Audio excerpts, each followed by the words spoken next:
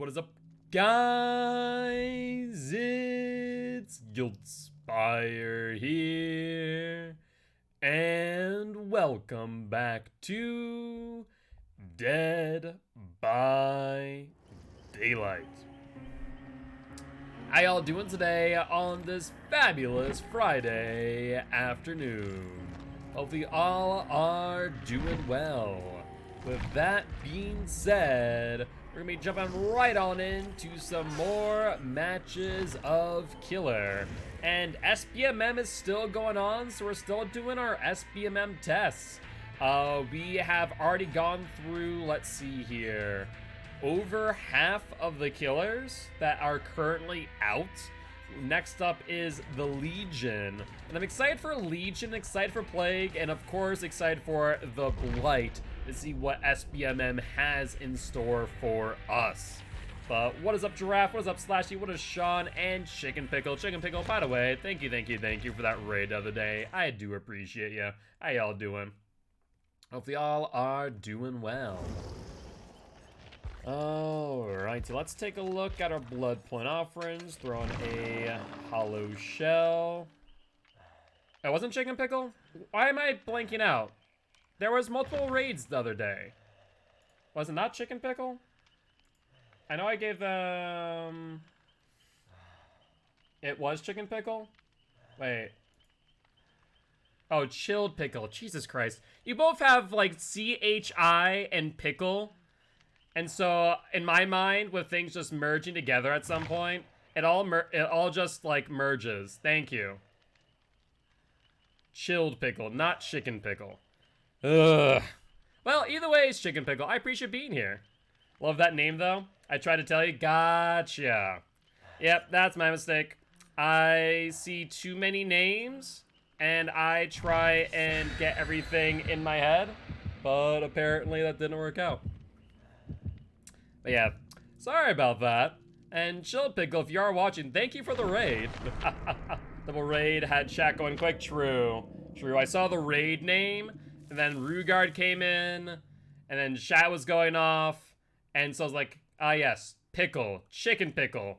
That's the name I remember. Did not remember that it was Chill Pickle. Well, with context, you can probably see why I was a wee bit confused. I feel like, where do I know Chilled Pickle from then? Chilled Pickle. Chilled Pickles, I definitely know as well. I follow you. Why do I know Chilled Pickles then?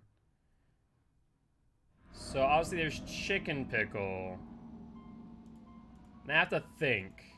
I don't think I followed them before the raid. No, I definitely followed them. I feel like Fusro Dam knows them. Yeah, that sounds right. Or is that you, Chicken Pickle? Now I'm just confused on who knows who. Who is the Huntress main that Fusro Dam knows? Because that will change it all. Because that will at least provide me some additional context to all this. Because if it's you as the Huntress main, then I'm still going to be searching for who Chilled Pickle is. If you're not the Huntress main, however, who knows Fusro Dam, then I know who Chilled Pickle is. Also, driver just went out. Yep, that's fine by me. Will they Legion tech? They will not. Not Huntress main? Okay. There we go. Now context has been made. So, Chilled Pickles is the Huntress main that Fusro Dam knows that I have interacted with in chat. They are a person that has not been in chat all too often as of late, but has in the past. They're the one who trained Fusro Dam as a Huntress that I've interacted and raided in the past. So that makes a lot more sense now to the who's who of this scenario. It's just one of those things like, when you're trying to like piece it all together of the who's who of Twitch, especially as both your names are very similar, mainly because of the pickle, you know, that kind of stands out on its own, I do suppose. Now everything starts to make a bit more sense, and there's a bit more context to it all. But speaking of that, let's go for David boy. Are you gonna go into basement yet? He does not. He goes back out but leaves the tile very early. And we also see someone else here. That's Nia. Go for you. Well, that being said, chilled pickle. I'll have to go and whisper them and say thank you for the raid and apologies for the confusion, since I have chicken pickle in chat often enough that when I see pickles, I immediately think of chicken. For better or for worse, I do suppose. Where did she just go? There we are.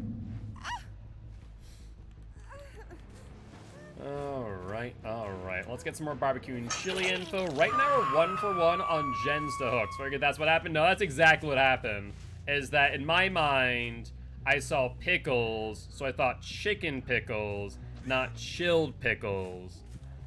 Because when you get to know your chat enough to recognize names that are in chat often enough, that's where you start to almost have them blend together sometimes. Like if I were to see something, you know, a G giraffe, for example, and it's not geeky giraffe, I'd probably still think it's giraffe. I mean, it doesn't help that in my Swift matches, I still think it's you, even when it's not. But, you know, that's because you play enough Swift with me at this point. I think there's at least one geeky giraffe in match. Well, let's take a look at where everyone is. We see one person there, then no one else on gens. In that case, since no one's on gens, we go for the person over here instead. Hi. Yeah, it's strictly because, like, I'm used to it enough that you're in the game, that when you're not, it's like, oh, of course Draft's in the game. Why wouldn't they be? Right? It's one of those situations. Alright, that's perfect. They have life, though, so they do get a bit of additional distance. But this is a pretty long wall, so they're going to be in a tough spot coming up here. At least 3 people have been off of gens this entire time. The question then stands, where's the 4th person, and are they on gens? Drivers are having a fun time today. That's the second time the drivers have gone off in this match. So far, I want to point out that these survivors are not doing a bad job. I do see that Ruin, however, is about to get cleansed. So we'll be using Pop Goes the Weasel towards the end here. Alright, let's follow these scratch marks. We once again see David, who has touched a gen. Because he's touched the gen, that does mean that he no longer has DS if he had it prior. That's 2 times in chase. Yeah, the vaults that he has are really, really strong, actually. Wait, how is he healed? And man, that was so close on that hit, too. Holy hell. Might have to leave him at this point in time. Depends on how he plays it. No, he's gone. House of Pain is just, as the name would imply, a pain to play around. So I think it's best for me. How long has Yui been broken? That would tell me Deliverance. It's not Second Wind, so she used Deliverance to get herself off the hook. Over there. Alright, so they're over here. Who is over here, though? Is this a Yui? It is a Yui, in fact. She goes on the backside. We do cut off a little bit of distance here, which is nice, though she does have a life to work with. But no pallets in front of her, so we'll get the down. Let's put her into basement. And we need to ideally get David off of the House of Pain gen, though. is the only problem. Also, this is not Myers' house, is it? This is a different house. Whoopsie. Myers' house is across the way. No either on Yui. It was, without a doubt, Deliverance. There's one person on that far gen, 2 people on House of Pain. You have to remember that it's 47 seconds without Prove Thyself. There's David. Let's grab you out of the locker. I love when survivors, they know they've been caught, so they just give up at that point. They go, all right, well, that's that, I suppose. It's like, well, the jig's up, everyone. I'm just going to go on to Nook. Don't mind me. We're going to let David get the unhook. That's fine. There's Yui. There's Feng Min. Now, one reason some people might question, why did I just injure the Yui immediately after her getting unhooked? Because mending is seen as a second health state. And because of, or a fourth health state rather. And because of that, if you hit someone who has been mildly healed, let's say it's been 15 out of the 16 seconds, as you know, as a rule of thumb, for the amount of heal that they have received, then theoretically speaking, when you apply mending, it then reduces their total heal from that, 15 to 0. So they now need to do a 8 to 12 second mend in addition to an additional 16 seconds of heal thereafter. A lot of people do not recognize that when it comes to mending. He's gonna vault out again. We're getting distance now because of Bloodlust. I would like to down David at this point. I think I will be able to coming up here. I don't know how he spun me like that, but good job on him. That was a good one. Rare Bloodlust is 2, so we will get him down here coming up, but House of Pain is just such a painful frickin' loop. Like, you get so much distance on that left-hand side. He will not make it this time, though, and he recognizes that, too. Because they always slow execute, too. What, for House of Pain? Alright, 2 people there, 1 person, the locker. Oh, yes, the slow exit locker, it's very strange. They always slow exit when caught. 100%, every single time. I do not know why.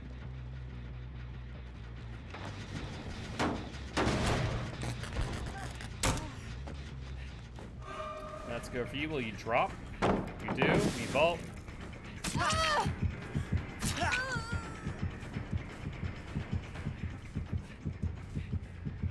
You see another person back here running towards me. That is Yui. She's still injured. I don't think she's healed at all either, which would be great news for me. Let's down you. We don't know where the other 2 are, though I stand corrected now. Let's back off a little bit. There's the unhook. Now we go back to the hook, so we can immediately hook and make up distance on the Feng Min. Give her a little bit of space, and then we'll sprint at her at 130 speed. No heals have been done on David, however, so I'm not too worried about hitting him with Fatal Frenzy. Hitting him the mend. So I'm actually feeling pretty good as of right now.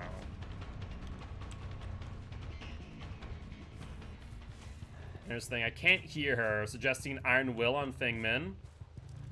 It would seem par for the course. She's gonna go for the vault, and then the pallet. It's a pretty weak pallet to play. But she doesn't play it, she just holds W. Goes for the next pallet, potentially, but nothing there to save her.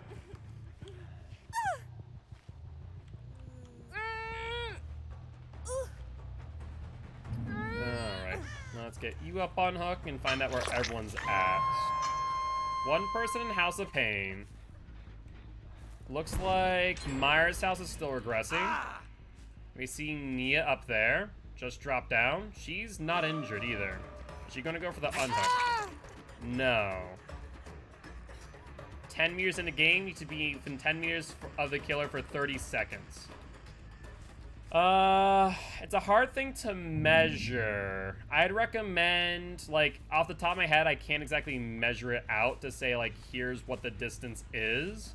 What I can say, however, is a good way to estimate it in your head is obviously 1/3 of whispered distance, which is 32 meters. And then kind of trying to draw that out in your head, if that makes sense.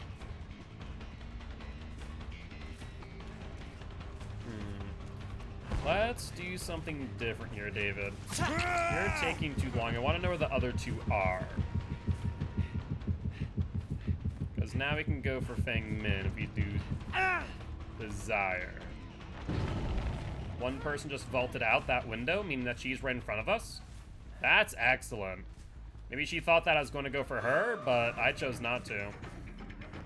12 seconds mending on David, resets his heal.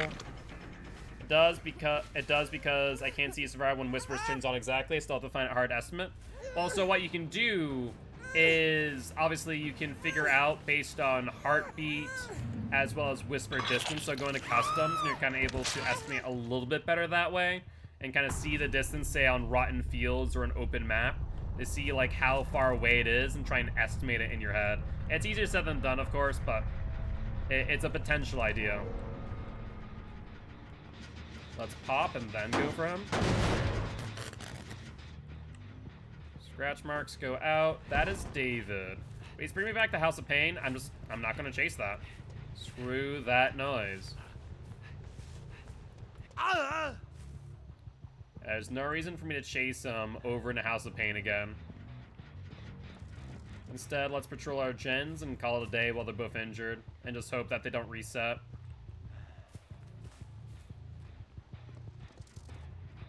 I know that they went over here earlier, so let's pop this. You can still see that's regressing from afar. What about this gen over here? Has no progress. Still see that regressing. And that's now silent. David has since healed. And we see him coming out of House of Pain. Or is that Feng Min? That's Feng Min and David. Duly noted. Let's make up our distance with Fatal Frenzy, potentially even get a hit on her. And then let's chase her down. She's much weaker of a looper in comparison to David. There's the Dead Hard, very early, even while it's fatiguing. That's excellent. Will she try and make distance elsewhere? She does. This pallet's very weak, though. I was hoping for her to drop that as we were approaching. She did not. So we're just gonna Bloodlust her out and call it a day. There we go. The thing that makes sense to me, and I've already tested those thingers shoots 18 meters, and I've tested that distance with Hammy. Okay, yeah, no, that's actually another good example. And we see David back there. Excellent. Alright, David, me boy.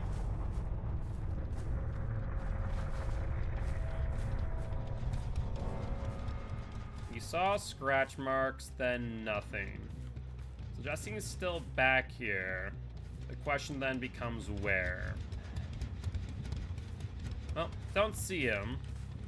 So let's, in that case, just Fatal Frenzy and run. Thank you, I appreciate that, Badger. I mean, it can be done on any killer, to be honest, and Legion's not a bad killer at that. I find a lot of people just don't use him properly. The main thing that survivors can do to avoid or work around him, however, is that once he gets to Fatal Frenzy, just play around a basic loop and it becomes a basic 115 killer. Unless he has Eerie Button, in which case, Eerie Button changes Legion dramatically. It is a very, very strong perk when used right. A lot of people just don't use his power to use it as maneuverability. They just use it to injure people. But when you have to take in consideration the fact that he moves at 130 speed while in Fatal Frenzy, and can do so pretty consistently. I will say David gave me a hard time with his loops over in House of Pain. Spent way too much time chasing him over and over again, I'll be real.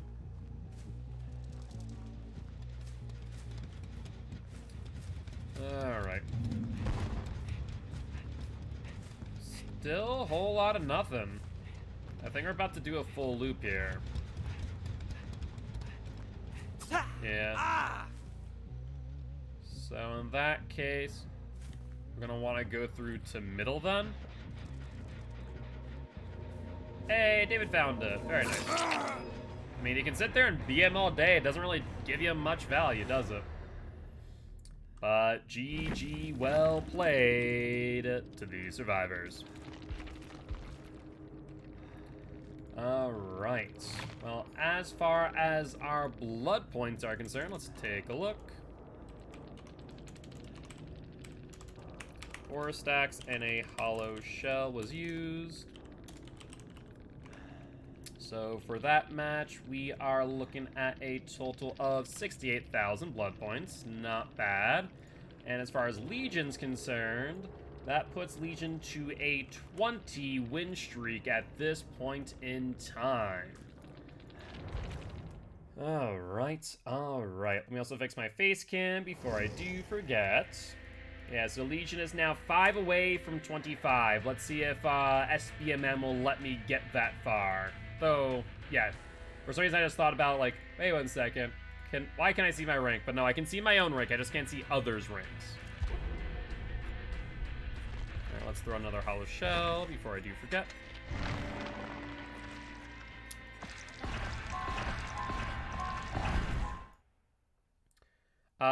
I did not finish all the challenges. The only reason why I'm not redeeming one right now is because I'm already maxed out on blood points. I don't want to waste any blood points if I can help it. But you are perfectly fine, Giraffe.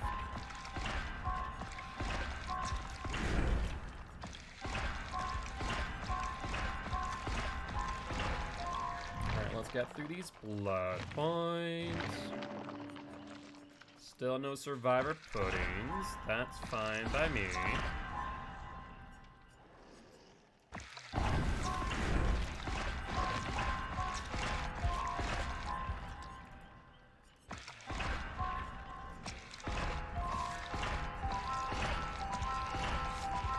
You know when the testing is going to end? Like my personal testing or like the general SBMM test?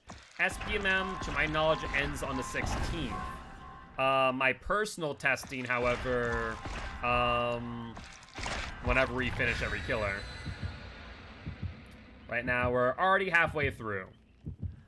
But yeah, the 16th for SBMM.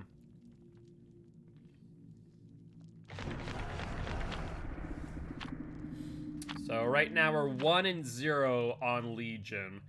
That last match didn't feel bad, but didn't feel great either, right? Like, Legion notoriously has been a pretty good killer for us.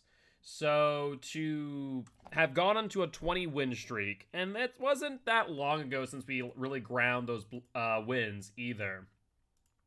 I do feel that it's a little bit odd that that match was as easy as it was. David was the only real survivor that I was really worried about.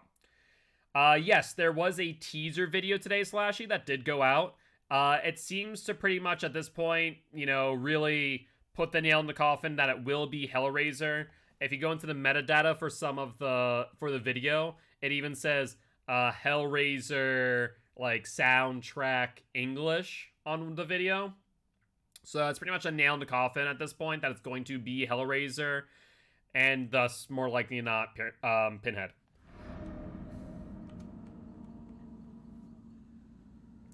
I don't like the idea of Pinhead. So why do you not like the idea of Pinhead? I've heard a few different people say the same thing, but never really provide much justification as the reasoning why. You ran right into me.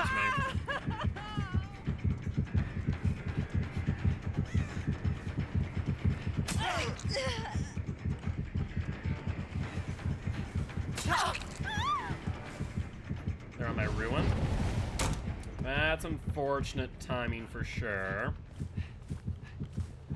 I don't think I make it to them is the main problem here, so we're just gonna fatigue out. And let's look around for those mending. See, 1, 2, back here. Yo, what's up, Liquid? How's it going? How's it going? How you doing today? So it makes it men. Feel like it's going to be another pushover. Also, you're making judgments, right? Prior to the killer even being released. Which, to me, is a mistake, right? I want, before I make any judgments on the killer, or its release, or the perks, I want to first see what it has to offer. And if an instance that the perks are the abilities meh, I'm okay with that if it's not like a S-tier killer. Even if it's not an A-tier killer. As long as it's viable to play. The perks are the main thing that I'm always more curious about on killers and survivors, because perks are what change the meta, not necessarily the killer. The killer can influence the meta, no doubt about that, but they don't change the meta in comparison to the perks.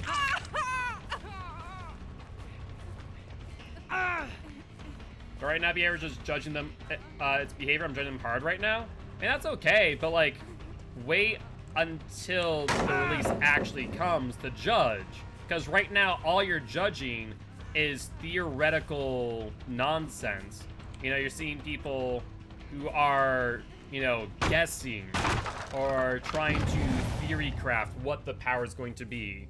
You know, there's nothing really substantial that we can sink our teeth into regarding the actual, you know, substance, if that makes sense. So I don't know. I think that trying to make judgments based on the killer's name is nonsensical. Yo, what's up, Liz? I'll give you 5 gifted pinheads viable. So how do you judge viability is another question there, right? So what is viable versus non-viable when it comes to killers? Like, I'd say Trickster is in some essence viable because are you talking about comp? Or are you talking about regular play slashing? Because comp play and regular play are 2 very different things, obviously.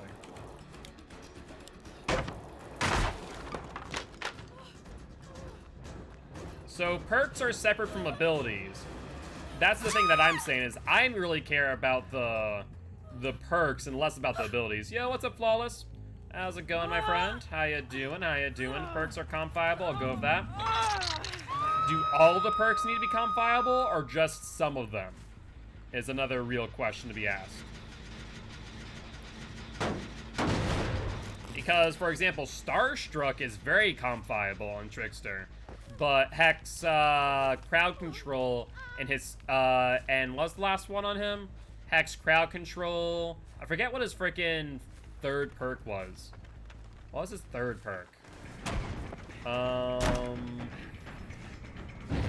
Crowd control. Good dodge. Yeah, what's up, Pepsi? How goes it? No Way Out, thank you. Yeah, crowd control was viable, but No Way Out, not so much, right?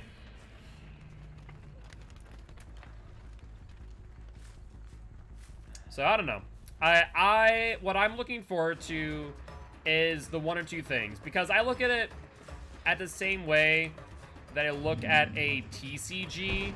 That I know the entire set isn't going to be, you know, isn't going to change the meta. The entire set isn't going to, you know, do much. It's going to be those key cards, the 1 or 2 cards that really are going to make a difference in the long run. Where, you know, they'll be in addition to something existing already, but they're not going to be, you know, meta breaking. They're going to be additive, not spawn their own thing. I like crowd control No Way Out since they got buffed. I mean, they're not bad, don't get me wrong, but they're not, you know, meta breaking. Look at add-on 2 because they changed the tier of the killer, in my opinion. Oh, absolutely. Add-ons are, you know, very, very influential on how viable the killer is. Trickster was a good example with their add-ons. You know, Melodious Murder when they first came out, reducing it from 8 to 7. Nemesis, also, you can take that as an example. Yeah, like I said, at the end of the day, I just look for things that are viable to play with. They don't need to be meta-breaking. That is my biggest thing. With everyone going, Pinhead's not going to be good for the game because they're not going to be that great. Well, you guys haven't seen anything. Stop it! It's honestly, yes. Alright, sounds good. I'll take you up on that. I'll take you on that slashing. I think they will be. I don't recall a single killer as of recent that hasn't at least had a quote-unquote comp viable perk. Nemesis has, what, Hysteria, Eruption. What's the other one?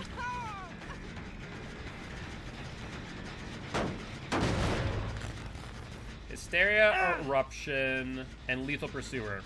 I would say 2 out of 3 of those are theoretically comp viable. Lethal Pursuer I wouldn't personally use, but at the same time, could it be seen as comp viable?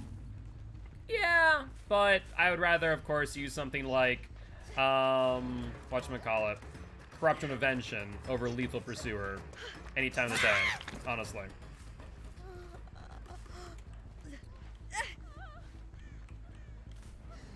Let's go for you thereafter. These survivors are not doing bad. They're actually pushing gens relatively well.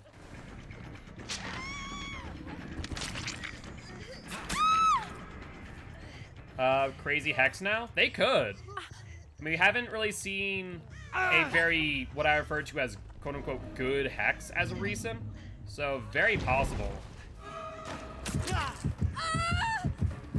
So I would not put it past behavior to give him at least a playable Hex, unlike Hex crowd control. Macro usage, nice. How did that macro work for you, Claudette? Really good job, wasn't it? It really helped you escape that chase. Last good Hex was Undying?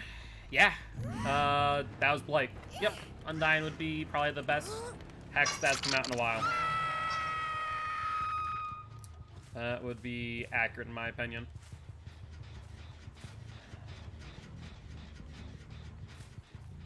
Let's see. I see Yoon Jin up on Cold Tower. She just dropped down. That's a Deliverance. So Claudette used herself as Deliverance bait. I like it. That was a really good move. Old Undying was nuts. I didn't mind Old Undying as much as right now current Undying is okay, but it really has to be like in a specific build is my only real issue. Yeah, what's up, Arson? How's it going? But yeah, I didn't really mind Old Undying, theoretically speaking. Even as a survivor, I didn't really care for it. Because I ran, a totem build, yada, yada, yada. I hated it. It prioritized totems. Way too many people were just bringing totem builds and nothing else. True. But totems are glass cannon-y for a reason anyway, so I don't know. I guess there's give and take in the conversation. I feel like the biggest thing is that at this point in time, totems are so fragile as is. Like, it's no longer simply glass cannon. You can assume pretty heavily that your totem will get cleansed at some point during the match. Like, there is no if about it, it's more of a when. Because most survivors know where your totems are at this point in time, right? Most survivors know all the spawns. So what I want from them is a situation... Oh, interesting. For the people play. Okay. I was wondering what they're doing. I saw the heal. I thought they were going to do heal tech. But they ended up doing for the people. I like it. But GG, well played to the survivors. So unfortunately that does lose our 20 streak on Legion. Clutch? What was Clutch? For the people? What, for the people? I wouldn't really call for the people clutch there. You could have just heal teched. Honestly. For the people was cute. I wasn't expecting it. It was good. So, heal tech would have worked either way. GG, well played. Yeah. Like I said, it was a good play. The 40 people was unexpected, but the heal tech would have been sufficient. You know, I try to either force the heal or I hit you and they crawl out instead. A low shell was used. And 52,000 blood points. Yeah, what's up, Baker? How's it going? How's it going?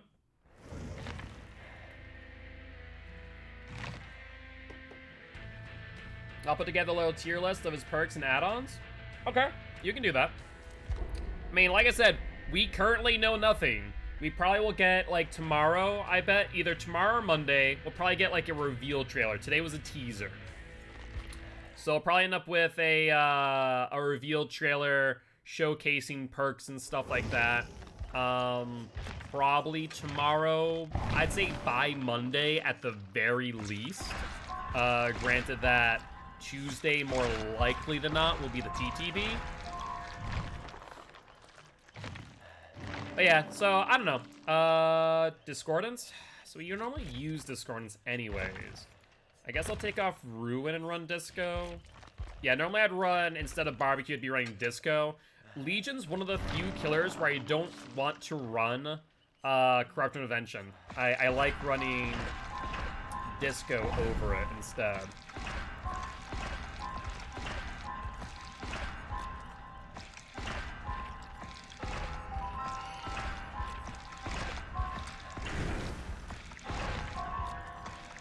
Since it's Legion perk, fair. Alright, this goes into annoying DPD things, but get your mutation rate to tier 3 in 4 matches. Ridiculous. Have to play 4 matches on like all the other killer challenges. Yeah, I don't understand that one either. All they had to do was increase your, like, any daily challenge should theoretically be able to be done in one game, in my opinion. So, I agree with that. Should I be down with a Tentacle Strike or something? Oh, exactly. It should be hit 4 survivors down with a Tentacle Strike. Perfectly fine. That is accomplishable in a game of Dead by Daylight. But to do it over a course of 4 games, for a daily challenge, that's an hour's worth of game time. Versus any other killer challenge is like Chainsaw 4 survivors with Billy. And down 4 survivors as they're fully broken of plague. Stuff like that. Oh, you should absolutely just re-roll it. Like, don't even sweat on that one. My opinion.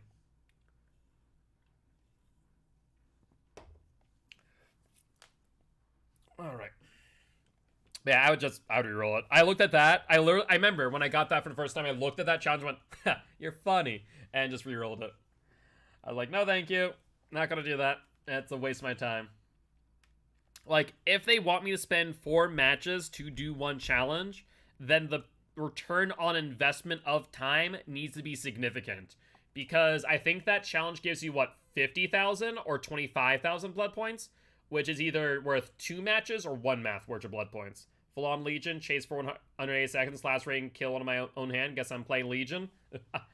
Yeah, I'd say 100,000 would be... Like, I want a challenge to be worth as much, if not more than, the number of matches that I need to play in order to get it. That'd be where I'm at. So if it's going to take me 4 matches to get the challenge done, I want roughly, I'd say 100,000 blood points for that, in order to do that. Play stabby teenagers? I mean, you know, you can play the same killer that I'm playing for another 2 matches. Or I guess this match, then 1 more. Here, Jenny. Hi, Cheryl, me girl. Is there a pallet here? There is. Yep. There really is no reason to... That's 3 people on that one gen. I want to note that fact. Ah, close. Oh, right, I'm not using Ruin, am I? I looked at that gen because I seriously thought just for a second, oh, there's still someone on the gen. Right, I'm not running Ruin. Rough. Rough, rough, rough.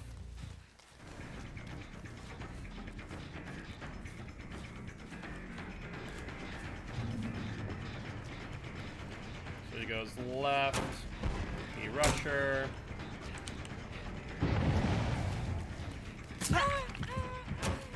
Yeah, Legion without Ruin is honestly really bad in my opinion. I'm not even joking when I say that. Legion without Ruin is just really bad. Because when you think about what Legion's capable of doing, the biggest benefit to Legion is the fact that he is able to get people off of gens for upwards of 12 seconds for the mend, an additional 16 seconds for the heal. Yes, I did. I did mention it to the community that you joined Gamer Friendly. Yep, we are both members of the same stream team, which is pretty cool. Yeah, I'm debating whether or not I want to put the gamer-friendly emblem somewhere on my stream. I've given some thought, kind of put it in, like, in the same position that, like, most Fog Whisperers put it, was my main idea off the top of my head. What about you, Shelby? Are you putting it anywhere on your stream? I might also make a panel for it eventually. Yeah, this match is gonna be over. Okay, sure. I don't know why you would give me that palette for free with no real reasoning, but I'm not gonna complain either. Well, what's the game plan? You do want to drop palette? You kind of need to, because you're playing these games really poorly, in my opinion. 2 people on that would tell me Cheryl's back on it. So we're going to ignore Kate and go for Cheryl. G99, that's why. That makes a bit more sense.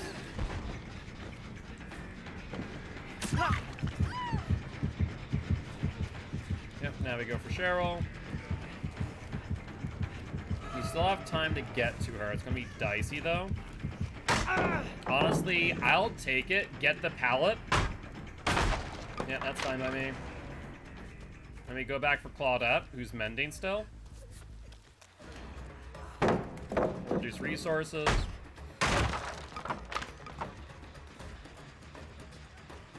They need to buff Legion. Like, it doesn't need to be a significant buff, but it needs to be a slight buff. And the only thing I can think of is giving him an eerie button effect on base kit. I'm not even joking on that thought. Like, I genuinely think giving him an eerie button-like, keyword there, eerie button-like effect would be good. I don't think giving him eerie button base kit would be necessary, but eerie button-like effect would not be bad.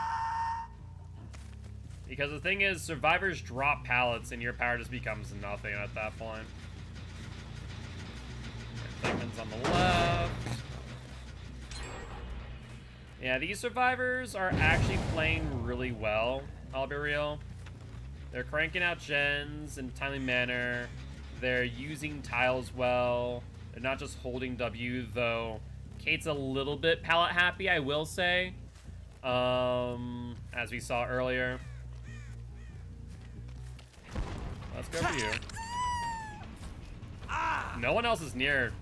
You just wasted all of your momentum for distance. Let's go for you now. You have a pallet, right? You do not. Disco on that gen. I wonder how much better I could do with Legion if I used add-ons.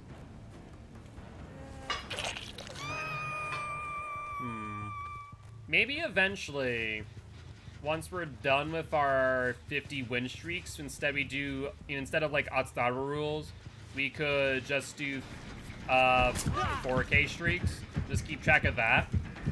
And see how far we would go with just doing 4Ks with add-ons. But I want to finish up the 50 win streak first before doing that, is the thing. There's distance made.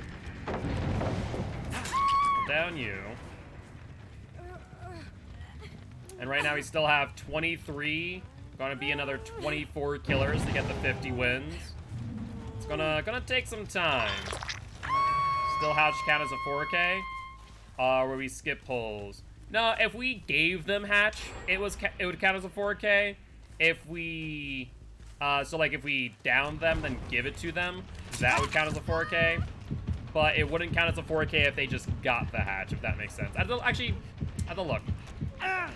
Excuse me. I have to look at other streams that do like just 4K streaks instead of the 50 win streaks, like Dowsy, for example. Thank you. I appreciate it.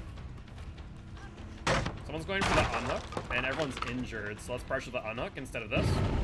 We didn't break the pallet, did we? There's Feng Min.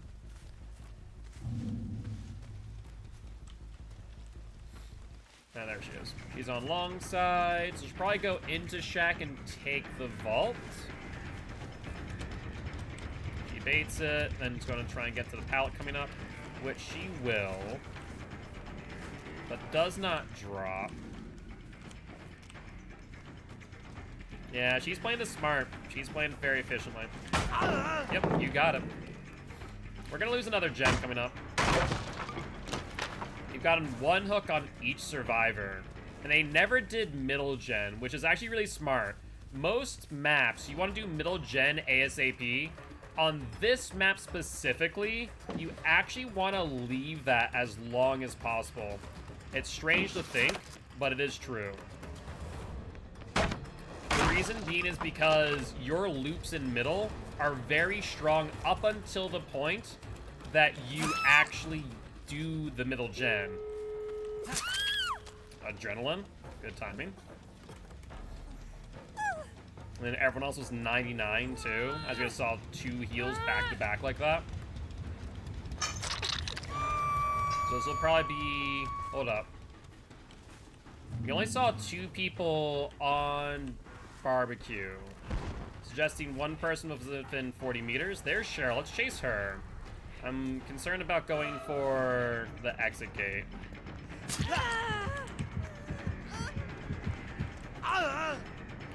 Alright, since middle's technically now done, we have an easier way to work around. So, for example, you see here, where because middle was done, as she vaults, I can just walk down the stairs. Honestly, I kind of wish it was like that normally, and that we didn't have to wait for the gen to be done to get that value.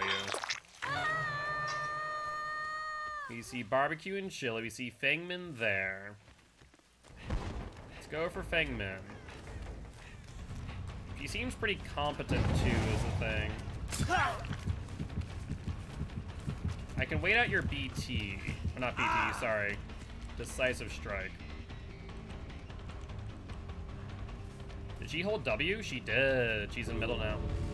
I think because I'm a 115, she took a stun on the drop. We have distance still. Does she have life? We didn't confirm that earlier. Doesn't look like it. Pallet's gone here. We should probably wait out the very least. 45 seconds. Not to mention that she's dead on hook, so we could use her for bait.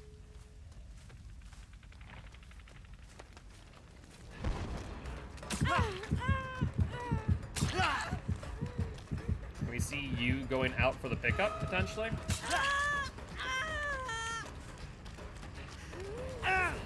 1, 2, and 3. Don't think that your dead heart's gonna save you, mate. Sorry to tell you, but that's not how it works. Alright, well, her DS should be up, that's for sure.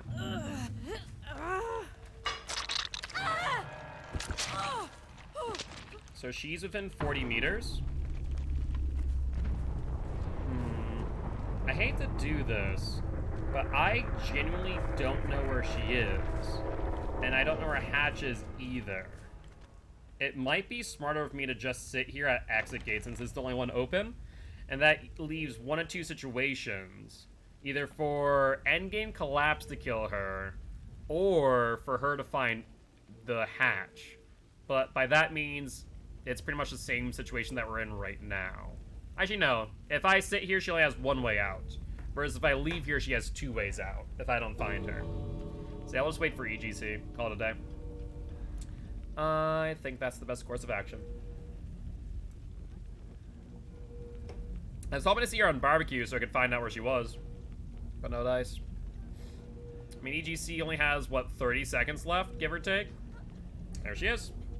Thank God I did not leave, I'll tell you what. That would have been a wee bit unfortunate, to say the least. But not a bad team. This team actually played really, really well. So right now, Legion's going to be 1-2 when it comes to my current record during SBMM. So, not a bad team at all.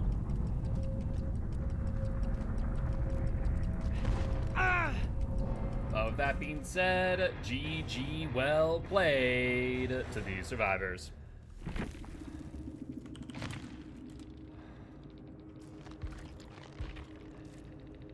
Alright, let's take a look at our blood points. 7,600, 5,123. 4 stacks and a hollow shell was used. So we looked at 63,000 blood points for the match. Not bad at all. Because I would like to see me use Legion with a couple different add-ons. There's a few different add-ons I've been looking at and thinking about more. But I actually want to look at all the killers that have a add-on equivalent to Sloppy Butcher. Sloppy Butcher is a very interesting perk that people don't give too much thought, but is a perk that more people should. Not for the hemorrhage effect, but for the... My god, why am I blanking out? Not hemorrhage, but the... not broken, not hindered. What is the ability that I'm thinking of? What's the second part of Sloppy? Hemorrhage mangled. There we go. Hundreds of Reggie hatchets for mangled. Thank you. Yes, mangled. Mangled is the thing that I'm thinking of. Which is actually a very, very strong status effect. Because it's basically what makes Sloppy Butcher as good as it is. More or less what mangled does is that it increases the amount of heal, or the time to heal, by 25%. A normal heal takes 16 seconds. When you apply Mangled, it increases it from 16 seconds all the way up to 20 seconds. And not including additional debuffs if an instance that, let's say, they're doing self-care instead. So instead of 20 seconds of self-care, then be 30 seconds worth of heal time. And that's not including... There's a fun part of Legion, specifically. That's not including the time it takes for you to mend yourself, which is 12 seconds or 8 seconds if someone heals or mends you. So in total, if you apply both the Mangled and the Feral Frenzy stat, then you are... Or not Feral Frenzy, the Mend stat. Then you're looking at a 12-second mend and a 20-second heal. Does Legion's Frenzy apply Sloppy? It does not apply Sloppy, but there is a Mangled stat, or Mangled add-on, I do believe, that when you Feral Frenzy them, it applies Mangled. Otherwise, what you'd have to do is you'd have to apply Sloppy on an M1 when they get unhooked, then they'll still have the Mangled stat affected on them until they get healed. So it wastes a lot of time. It wastes upwards of 32 seconds, which if it's 2 people, then it's really coming down to 28 seconds. But it's 28 seconds off a gen. If you have, let's say, Ruin in play, and you then also go for someone else entirely, then there's 3 people off of gens for at least 28 seconds. To face Smiley, I think you're right. I think it's a green add-on. But it's really good, if it works out the way you want it to. The main thing is having Ruin. Like I said before, Legion without Ruin is kind of silly in my opinion. Because Ruin just gives you so much value for that 12-second mend, even if you leave them. And if they want to heal on top of which, just by default, that's 28 seconds. Yeah, 28 seconds, 16 plus the 12. So it can stack up really quickly. Add Thana into the mix. Oh, now you're talking. Now you're talking. Thanatophobia. Interesting play. Interesting play. Only applies broken. Well, that's unfortunate. But still not bad. Broken status effect with Thana. Is it a full 60-second broken stat, or how long is the broken stat? I'm curious on that one.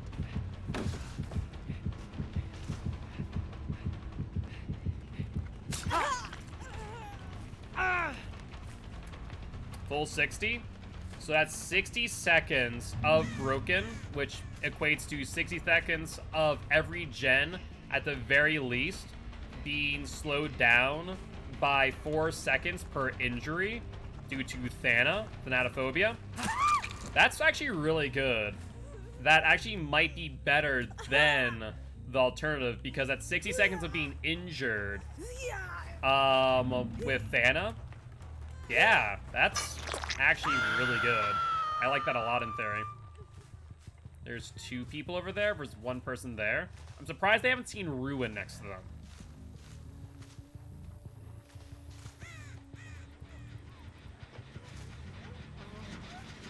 What's down, you? Running double pin is just nasty. Why? What's the second pin? Because I'd probably run, like, the broken pin, and then run, whatchamacallit, Hold Dirt, or Mural Sketch, for example. That would be probably my go-to.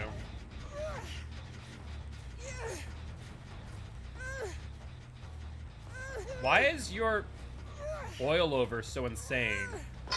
I've never seen boil over move me that much on the left and the right. That's odd. Looks like they are within 40 meters. I just don't know where. They're healing now. I wonder if they would have went right toward Shack, potentially. Could see that being an option. But they're within 40 meters of Nia's hook, specifically. There's 1 to second stage. There's crows going off. They're going for that unhook in front of me.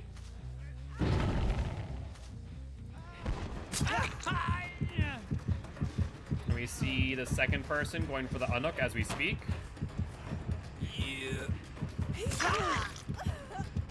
As will hit you while you're in front of me. We'll go for Megan. She's going to meet Shrui.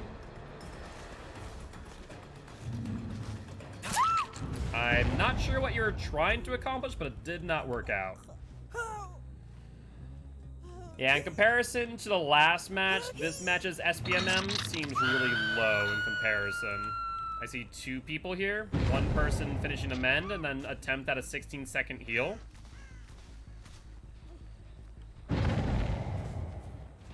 Hi, Tweet Boy. How are you? You're going to vault the L wall. Let's play the L wall. And since he has sprint first, I know you don't have dead hard. So let's down you. Meg and Nia are already...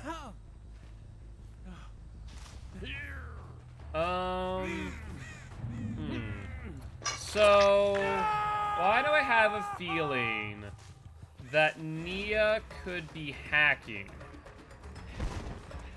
Does anyone else have a sneaking suspicion? The boil over itself was really, really odd. Her current speed just burst sprinting like this is really, really fast. That was multiple firecrackers back to back.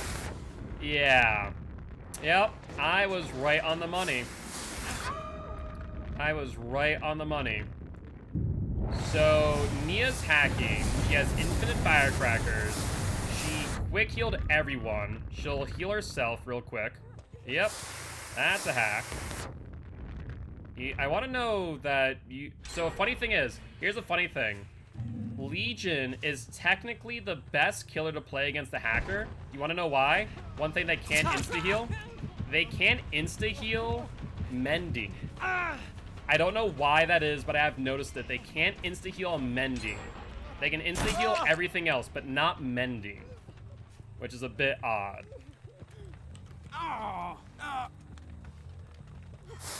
There's a firecracker. Firecrackers really don't do much here.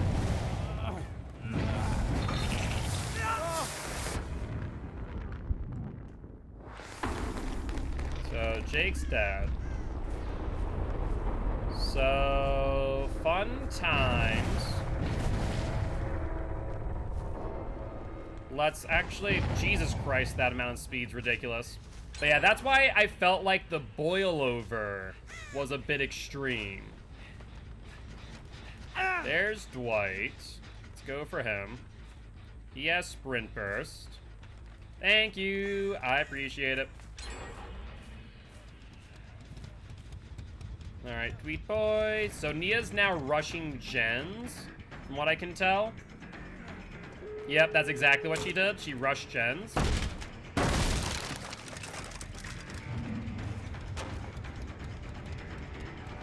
So now we go for Dwight. Yeah, it makes sense to me. We'll go for Dwight. Someone just went into a locker. Probably Nia. Oh, it's the freaking head-on. I hit her. She didn't get injured, but it's the infinite head-on that we saw that one time from Feng Min. If everyone remembers that as well. That was on Blight. And she just reset the head-on. Yeah, she just reset the head-on. I was gonna do this at this point. Yeah, they're firecrackers.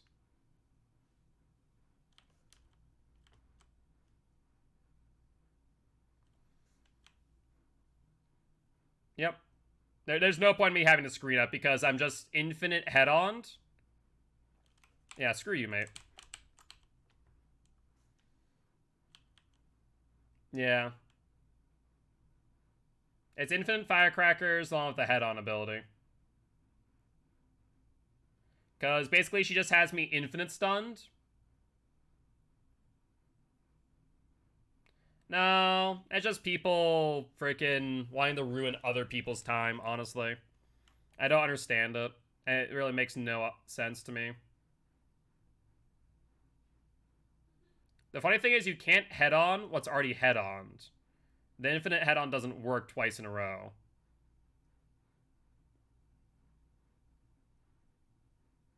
Uh-huh. Okay, now we're back into the game. Hi, Dwight. Oh, yes, teabag. When I played against the hacker, sure. So, funny thing is, she can't insta-mend herself, but she just put herself onto a hook. Uh-huh. That's fine. Do you also have infinite hook time? She's activated camaraderie. You can actually see it because the timer's going down so slow, but EGC will end it eventually. EGC just caught up to her being on the ground. So what we're gonna do is I'm not even gonna bring her to a hook.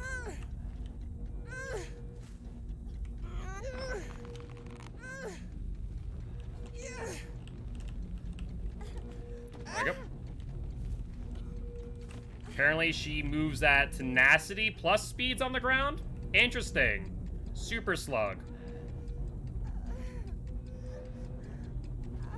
Uh-huh. And there she goes. I would say GG, well played, but I killed... So I hooked multiple survivors, I killed multiple survivors because she can't heal through mending. That's the funny thing. GG. Why hack? So it was this person. According to this, they had no perks that entire game. Their profile's private. GG's. Let me print screen this.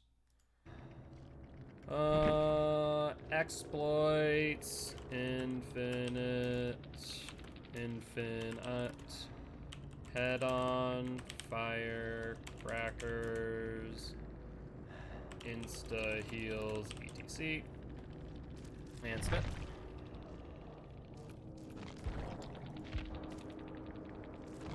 And that'll be that.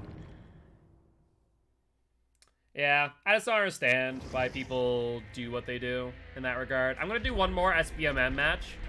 The funny thing is, for every other survivor, oh, I didn't even put in my freaking blood points.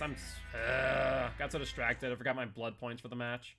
Giraffe, could you do me a favor? Could you go into the VOD and grab me the blood points from that match?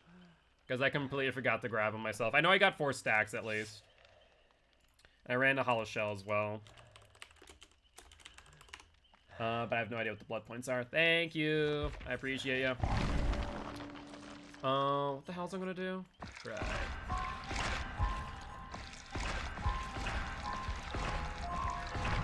Yep, there's a TTV in lobby. We'll give him a shout out once get the blood point totals going. I was hoping for a hollow shell, but not looking like we're gonna get one here.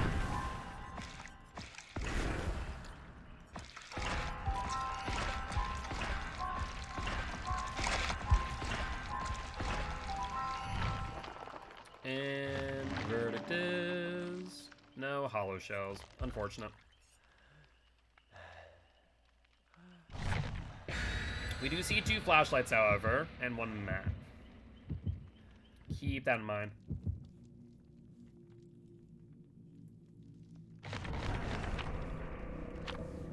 Thank you. I'm gonna input those real quick. But yeah, so that's a funny thing though, as I've had it happen a few times, is that I have noticed that survivor or hackers cannot heal through mends. So it was one of those situations where like, wait 1 second, this actually works out kind of well for me, because I can still work around the hacks. But yeah, the first thing that set off my radar was the boil over. It seemed suspicious, but it wasn't so suspicious. I was like, okay, I'm not gonna say that you're hacking yet, but that's kind of strange. And then once I saw the insta heals, I was like, okay, you're definitely hacking. And then once I saw the instant firecracker, I was like, okay, you're definitely hacking. Yeah, I don't know why it is. It's very odd. I've never figured it out, and it might be because technically Deep Wound is a status effect and not technically a health state. So I don't think they can technically get rid of status effects. They can instead change what your health state is. But Deep Wound is technically a status effect, even though it's considered a 4th health state among survivors. So that's my only thought process as to why. Inner Strength says Deep Wound is a health state. Correct. Well, that's the thing that I don't understand. Why they can't insta-heal Deep Wounds. It's so odd. But that's my only thought process, that it's considered more of a status than anything.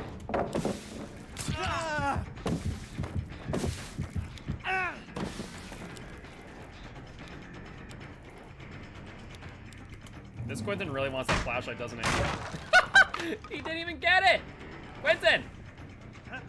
Deep Wound is a stat, but the mending that comes from it is a health state. That's the thing. Deep Wound is the stat, but the mend that comes from it is technically a health state. It's really strange. It's really, really strange when you look at it more closely than just simply mending.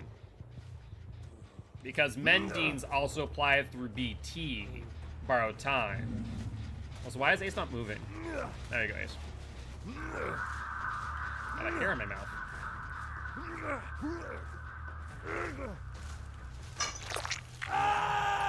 Inner strength and effort second wind will only heal deep wound. Correct.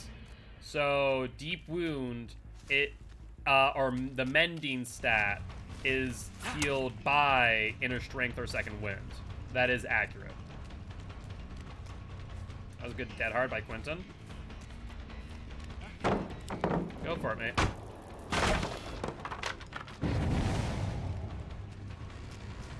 Too bad I can still track you.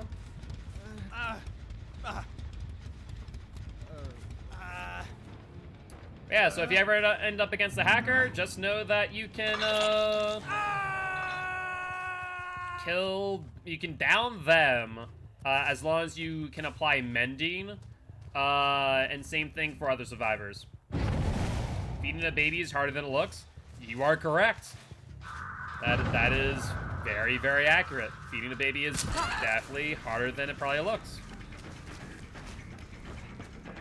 Because try explaining to a baby, here, I have food, eat food. It's like, why you put the thing in mouth? Don't do that. That, or also they might just vomit on you. That too. That's also a possibility. Go for it. That is pallet number 1 out on Pale Rose. You went into a locker. You got headbutted twice. I mean, thankfully, baby heads are notoriously soft, so I doubt it hurt much. Hi, Quentin. Ah, yes, of course. I'm going to hit you and then stare into your flashlight. Sounds like a fantastic idea, Quentin boy. They vomit a lot? Oh, yeah, absolutely. Wow, you still have DS? Too bad you didn't know that. Quentin, flashlight me. Oh, he didn't do it. God dang it. I wanted to do the Forbidden Legion tech, Quentin. Why couldn't you just let me do my Forbidden Legion tech? Oh, that'd been so much fun. Wasn't like being stabbed too fair.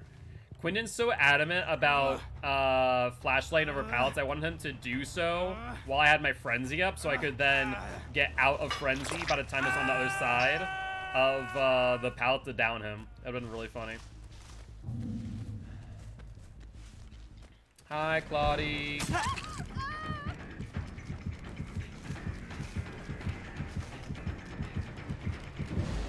There goes Ruin. Go for that, Claudie. And go for you. You drop pallet. Fine by me. I guess got a song you should listen to. Very good song. It's rock song. Maybe I'll listen at some point. Honestly, my music tastes are rather selective. Not for any reason than I just don't like search out music, if that makes sense. I'll just listen to things and eventually I'll find something that I like. Wait out the momentum. Let's frenzy. But if you want to post it somewhere, Pepsi, post it in Discord under the media channel. You didn't fault. Why? I was confused. Will Quentin be here? Sounds good. Let's see about taking a look at it in a bit. Scratch marks. There's another gen. That's fine. Is that a Claudie self-carrying? I think it is. Oh, Claudie. You're in my last barbecue stack, aren't you?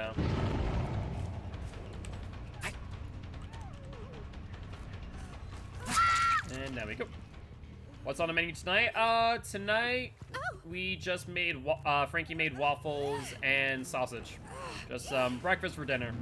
Nothing too special, just some blueberry waffles, but it's good. Can I complain? I see 1 and 2. I feel like Quentin might know that we have barbecue, hence why he's teabagging in the distance for no apparent reason. Why would you stay there? That makes 0 sense. Do you have DS still? No, you do not. That needed an egg? Oh, what, an egg with the waffles? That's fair. I could have made myself a quick egg, honestly. Might do so tomorrow. Hi, Quentin boy. I can hear you. I wonder if he'll throw a pallet coming up. If he does, I'll be so happy. Oh, he doesn't. No pallet from Quentin. Actually, wait, hold on. No pallet from Quentin boy. Sad. Sad. I wanted to Forbidden Legion tech you. Eggs go with everything. Oh yeah, eggs are pretty universal. You can pretty much add an egg to most dishes and it'll become a bit better. Same thing with chicken for the most part. There aren't many dishes that you can't add chicken to make it a little bit better. Meal, bacon, and mayo. That's not bad. Personally, I probably want to instead with that I'd make a bacon jam instead. With the mayo, that'd be pretty good. Hi, Claudie. You don't make that. Question of the day, will Ace come for the flashlight save?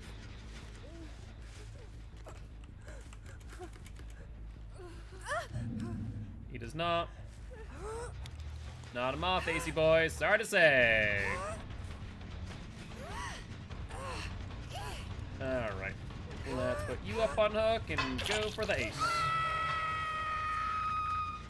Oh, Ace. Where are we at, Ace?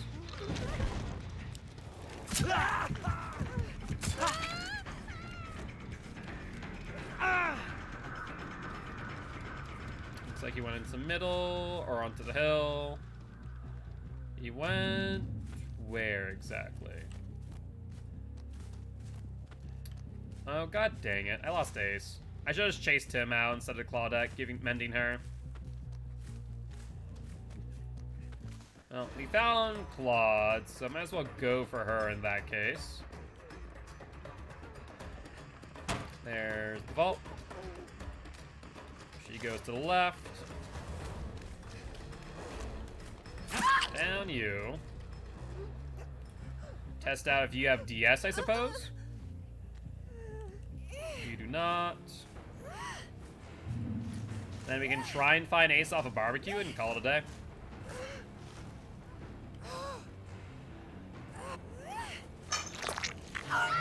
And Ace is either in a locker or within 42 meters. I have no idea which.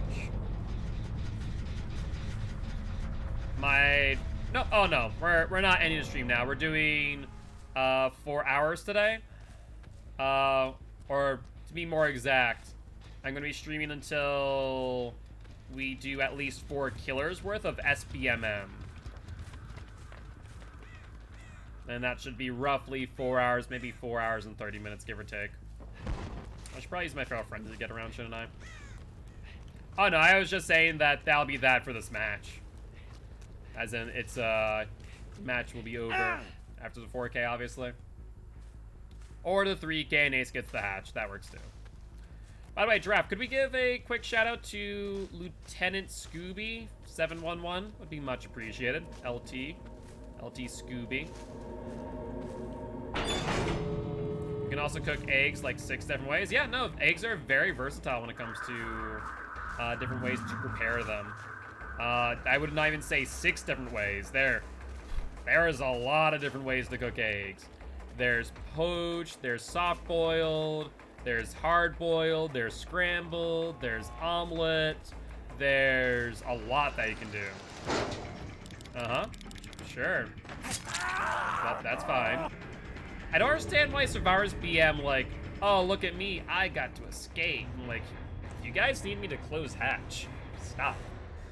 But GG, well played to the survivors. And Slash, thank you much for the host. I do appreciate you. Adrenaline value. Okay.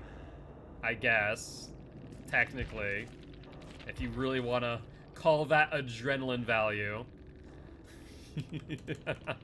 Adrenaline value is when I hit a survivor on a gen, they complete the gen, and they freaking bounce out to the no man's land and get away from me with that sprint burst.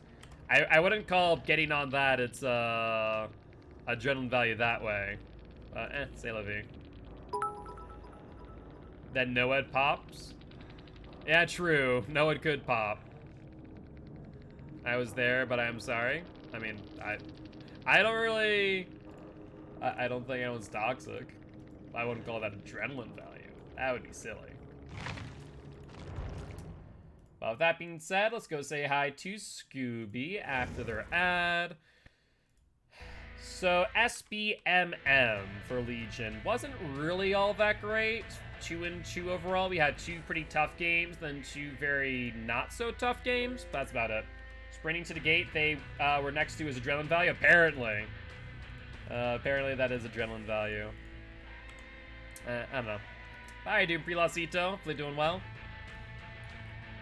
Alright, so we're moving on to the Plague. And we got our build up. Do we have a hollow shell? We do. Excellent. Let's go say hi to Scoob real quick.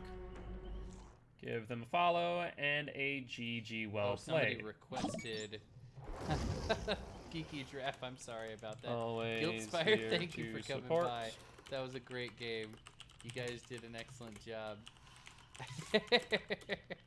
I hope that you have a People kept great demanding. night / stream. Always here to support other DBD streamers. Hey, thank you very much. I'll have to pop by over here. Let me see if I can hope that you guys have a great night, great stream. Yeah.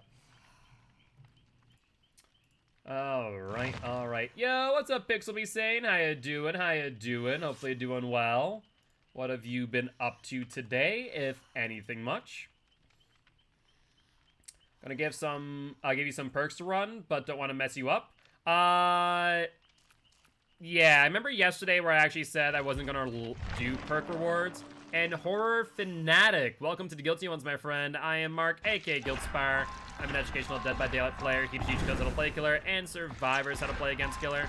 Very happy to have you here. Actually, Trev, could you do me a favor? Could you pause all perk rewards? I do want to test out SBMM in full. Thank you. Did really well. Thank you, Fear Me Beard. I appreciate it, mate. Sorry, I wasn't trying to be toxic. I was just having fun. Oh, that's fine. I don't really mind. Honestly, I don't really say that survivors are toxic until post-game chat. Like, if you're BMing in game, then you do you. But if you're BMing in, like, post-game chat and being rude, then that's when I call you toxic. But if you're just chilling, having fun in game, then hey, all the power to you. Alright, though. Thank you. I appreciate it, Pepsi. Alright, so 2-2 on Legion. Like I said, it feels very much like a pendulum. It's like we win a match pretty handily, then we lose a match. Then we win a match, and we lose a match. I am drinking some Polar Seltzer, Black Cherry. Frankie got it when him and I went to visit one of his coworkers. It's not bad. I do like it. We're getting a lot of Backwater Swamp today. I wonder if that's the map of the day. Steam claim third. Oh, thank you. I will do that. I don't know if they still have VIP from yesterday. They do not. So I'll make sure to give that to Steam when I get a chance. Did not hit that? Seriously?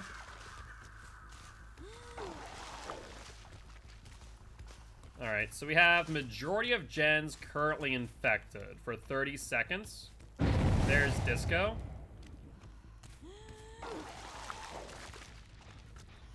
We made it contagious, and we see 2 survivors back here. While we have Ruin up, we can push them around. Ah, just barely. Little objects like that are a pain in the butt to work around. We'll leave you for now, Leon. Let's check the other gens. Jill just got infected, so she touched an infected gen. Looks like Claudette just got infected as well. Oh, she has a key. I didn't notice that. She's broken. Unless she has Dead Hard. We'll down her. That's 1 cleanse by Leon already. I mean, realistically speaking, you want to keep 2 people infected at all times. 2 people infected, 2 people non-infected. You want to kind of trade off based on hook states. But these survivors, they're not thinking that way, it would seem. They straight up do not care. Which means that this will be interesting. This tells me they do not have a lot of mechanical skill. And SBM is surprisingly going to be low on my Plague. I don't know why that would be, however. So unless they want to become infected, they will not touch that gen for 30 seconds. Yoon just got infected. Which means that I bet you that she just touched the gen up on Pale Rose.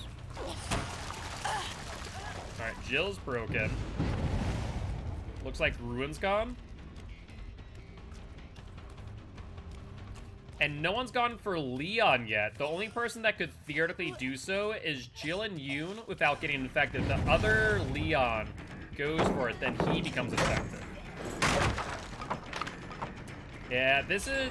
I feel like I might... Like another Survivor 101 series I want to do. What would you guys say to... like, a series on how to play against specific killers? Would that be beneficial? Also, the person on hook is still on, just went to second phase. They're about to die. Now there's 2 people going for them as we speak. Holy hell. Now the real question is, will the person uninfected go for it? They do. You would love that? Okay. And I'm still, like, collecting ideas of what type of videos they want to make after this challenge is done. Because I feel like a lot of people need, like, a Trickster 101 video, or how to play against Trickster 101 video. How to play against Plague 101 video, stuff like that. You're saying SBMM is extremely off? So why do you say that? Oh, on and off in a way? Gotcha. I would agree with that. Because it feels like a pendulum, in my opinion. One match I'll win very handily. Next match I'm gonna lose. Then I win, then I lose. Then I win, then I lose. I think what's happening is that SBMM is more or less overcompensating for a loss. And I think that comes down to us not understanding what a loss exactly is in regards to SBMM. I think that's the main issue at hand, as we don't know what a loss means. Or what a win means. So now, only person that can go for an unhook, by the way, is... never mind. I was gonna say Claudette, but now that she's uninfected. Then again, I guess the Leon unhook is not full infected either.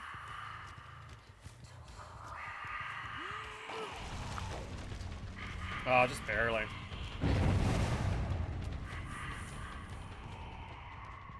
Which way did it go? There's Jill. There's Leon. E.T.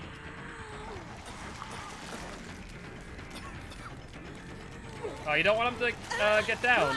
Be my guest, you two.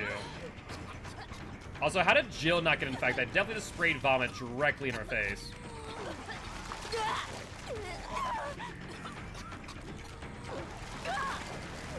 Alright, she's broken now. Do you go for the vault? What's the game plan?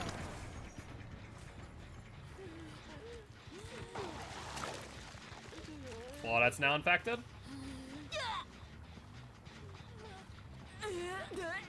Yeah, people don't respect Plague's terror radius. They really should. A lot of people don't think about it that way. But, like, there are specific killers that I personally respect terror radius. Plague is one of them. People do not view Plague as lethal as she should be. People think that she's kind of a pushover. She is not. Leon just cleansed. I mean, there's 3 people infected, so that's not the end of the world. Are you gonna go for the unhook? Now you're full infected, so that'll be a direct trade. Claudette's full infected now too. Let's find out where everyone is. another person on that gen that looks like a Claudette or a Yoon. I don't know which. Let's drink up and go for the gen in that case. Like, the more you cleanse, the more ammunition I theoretically have.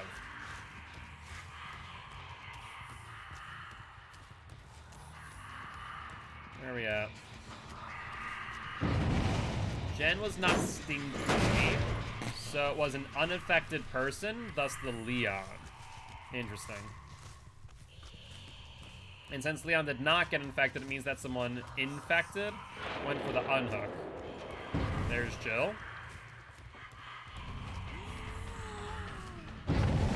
Leon just touched a gen with someone on it who was infected.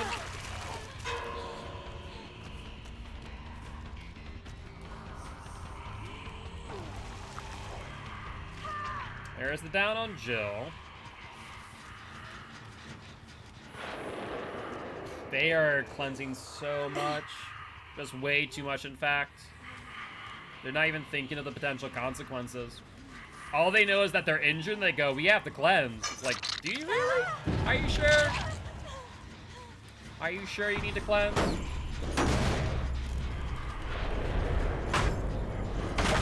Wasn't even injured that time? Oh, Jesus. Yeah. I think overall, your best course of action is to simply have 2 people not cleanse and 2 people cleanse. Like, it's just that simple. Just 50-50 it and rotate who cleanses and who doesn't. Alright, so we're gonna run out of our power here. That's fine. Bye there. There's Disco in the distance. You don't make this. Someone that grab you, but no dice. They're both on that gen over there. We can probably hook you on the way. And we can hook you in middle over here and then go for it. It's not as on the way as I would like, but c'est la vie.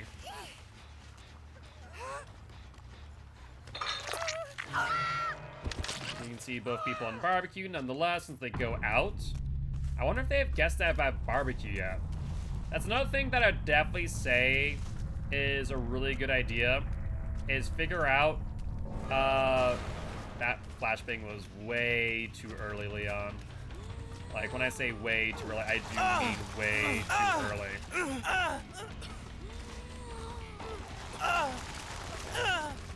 You should be broken soon.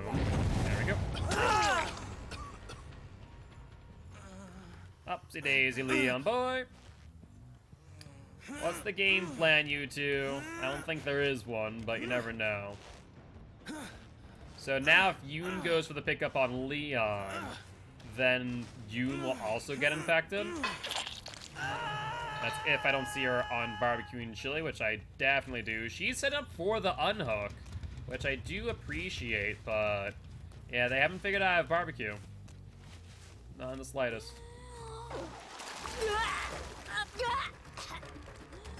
Alright, she's gonna run to Leon, but during that time I'll be infecting her all the way through.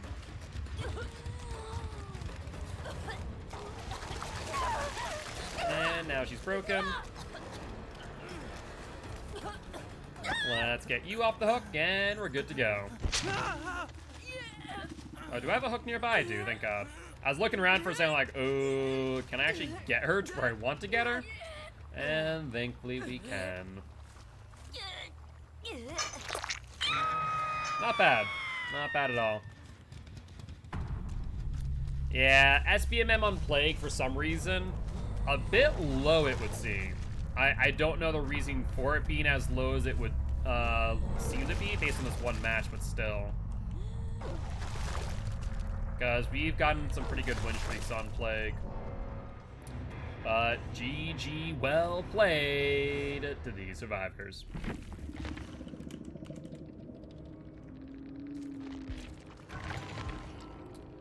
Alright, let's catalog our blood points real quick.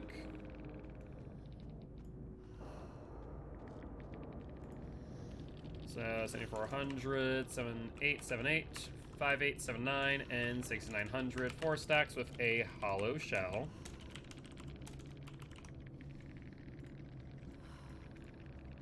So 63,000 blood points, and for the Plague, that puts her up to a 2-win streak. Not bad at all. So now that we won that match very handedly, the question then stands, will we see the next match be very difficult in comparison? I also wonder if that's SBMM trying to fine-tune as your matches get harder and easier and harder and easier. Eventually you'll find that middle ground after, let's say, 100 matches. Oh, I can't do that challenge. Whoopsie. But I can do this challenge. That should be fine.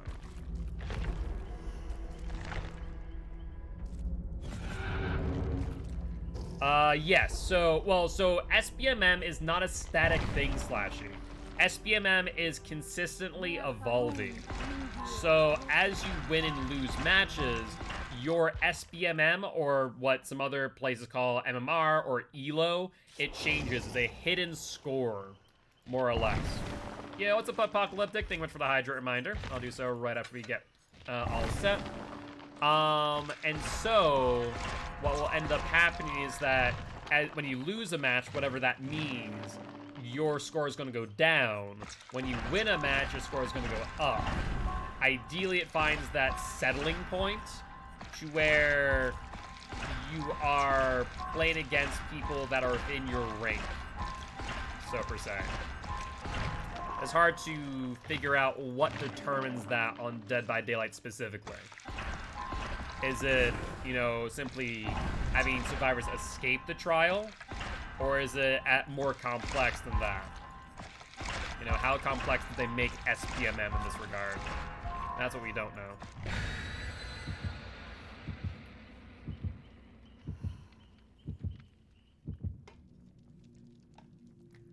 Alright. Bloody party streamers. Alright, just blood point offerings across the board. I like what I see. Not bad at all.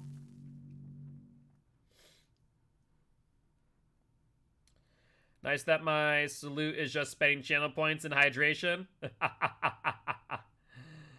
I appreciate it. At the end of the day, it shows that you guys want to make sure I'm hydrated throughout the stream, so I appreciate the gesture, Apocalyptic. Don't think it goes unnoticed. So I've already done Legion. Right now we're on Plague. This will be our second match of Plague. Let's see how difficult this one is. So far, most difficult match, I will say, was that match of Freddy. But we are on Hawkins. It's a bit of a harder map for Plague to play around, because I'm not able to vomit on gens from afar as much. Even that's dicey. Versus like other maps that we saw in like Pale Rose, where I was able to vomit on gens and move on very quickly. I need a line of sight on all these to really get to them.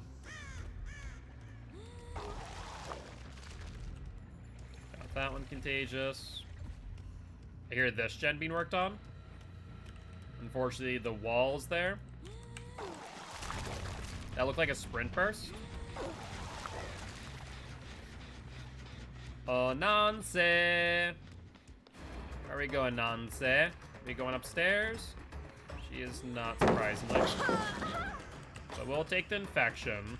We're gonna fall for her now.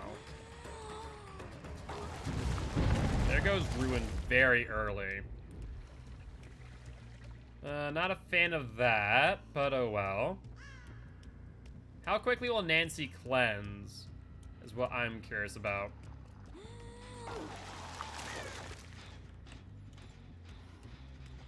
Alright, there's Nancy.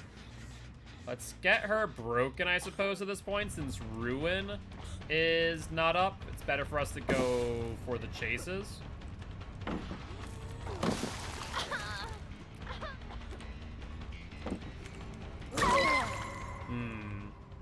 That play there alone makes me a bit suspicious of this Nancy's skill level. I'll be frank. Because to see them vault and revault like that into a very clear hit suggests not that great of a, not that high of a skill level. Most higher skill survivors would have left the tile and tried to gain distance, even if it's a futile effort. But the vault and revault's never a good idea. What other gens are they on? There's Sprint Burst on Cheryl. So let's pop the gen real quick.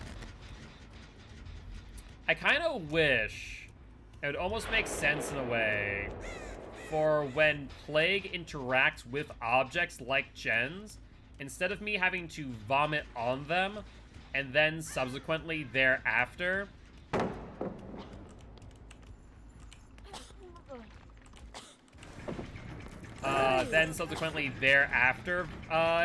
copying them. I'd love it if I just had to hit them, they become infected. Hey, what's up, Thrasher? How you doing? Also, I don't know why Ace cleansed. That was very odd.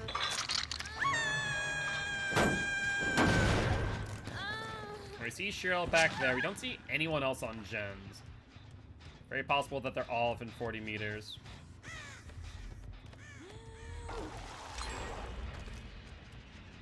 Very nicely done, Cheryl. Do you have Sprint Burst again? Kind of looks like you do. Will you drop Pallet? You will not. You'll go to the upside down. So one uninfected is going to have to go for the unhook on Nancy. Did she just lag?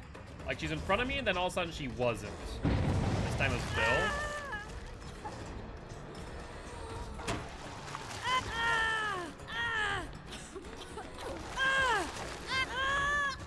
Yeah, this Cheryl does not know where she's going at all.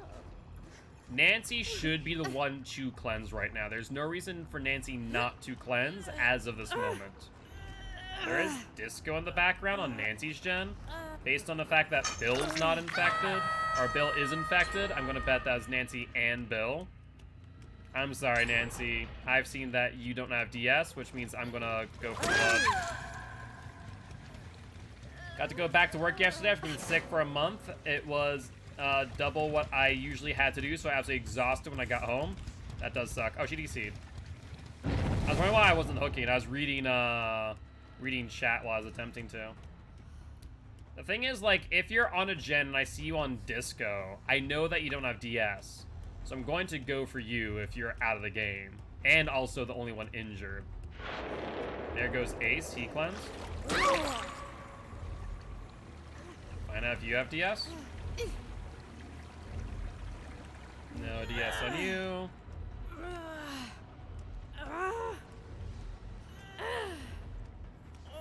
So now we need to find Bill, ideally. There's Bill. He's cleansing. But now that means that someone else is going to get infected on the unhook. Oh my word, these survivors, they concern me. Like, there needs to be a way for them to better understand how to play against Plague. I swear. I know that Ace is here. I saw the scratch marks, but couldn't identify where they went. You should have let her cleanse and then hit her? No. There's no reason to do that. I'm going to down her before she can cleanse. There's Bill.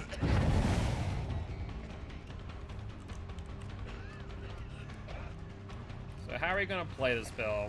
And Ace has cleansed so many times, too. I don't understand it. Okay, Cheryl cleanses. She should be the one to cleanse. Ace needs to stay infected. Because if I full infect Bill and force someone to go for the unhook, then that will mean that someone's going to have to play around that. Why did you not play the pallet, Bill? I'll have so many questions and I'll get no answers. They got a gen. A good job there. Good dead hard. You had a pallet. You go for this pallet. Better than nothing, but you played it wrong. We do see Hatch in this room. Let's keep that in mind. And then Ace cleanses, which once again means that someone's forced to then cleanse after they pick up Bill. Ah!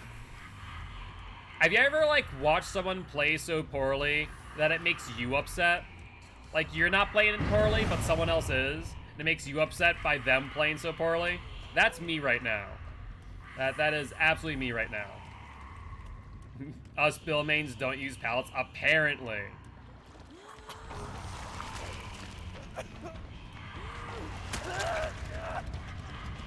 What makes me upset is not Bill not using pallets, it's freaking Ace here cleansing every freaking second he got. And then Bill cleanses, but now if Ace gets full infected, then someone's gonna have to get reinfected again. At least you're going upstairs, but only to dodge.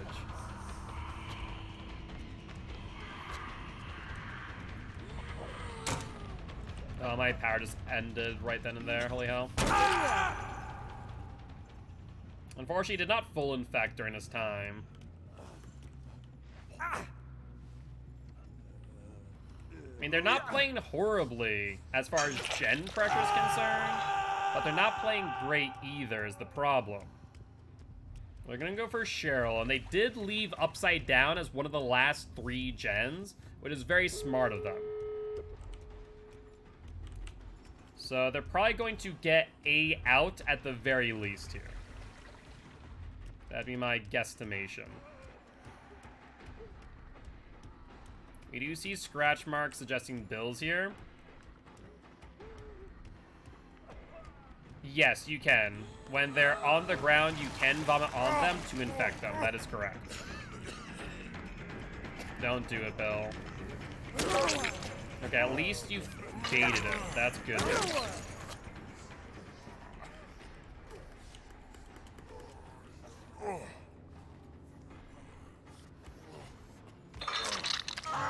Barbecue and chili shows me 1 person there. Ace went upstairs, suggesting we'll come down here. Nope, he went back for the unhook, surprisingly.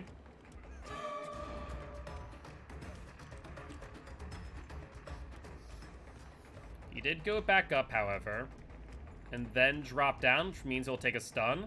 Will that result in me having enough distance to get them? No, it won't. So good job in that regard. Bill, I hope you understand there's a chance that you will be downable. That's not the way to block a pickup, by the way. He does have DS, though, since he is the obsession, so good job there. But GG, well played to the survivors. They played well as far as gen pressure is concerned, but I don't understand their way of playing when it came to the actual usage of cleansing.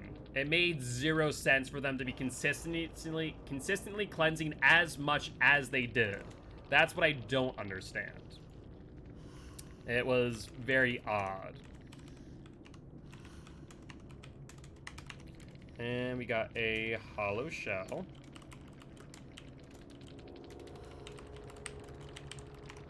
So for that match, we looked at 43,000 blood points. Unfortunately, that DC didn't help things when it came to that. So we're 1-1 with Plague right now. Yeah, 1-1. Rank reset was today, Thrasher. So rank resets every 13th day of the month. That is why. So you go down by 1 full rank. So you're mobile for the rest of the night? Alright, sounds good, Giraffe. Thank you for that heads up.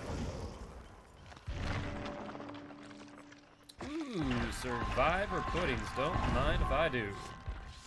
I'll be taking that.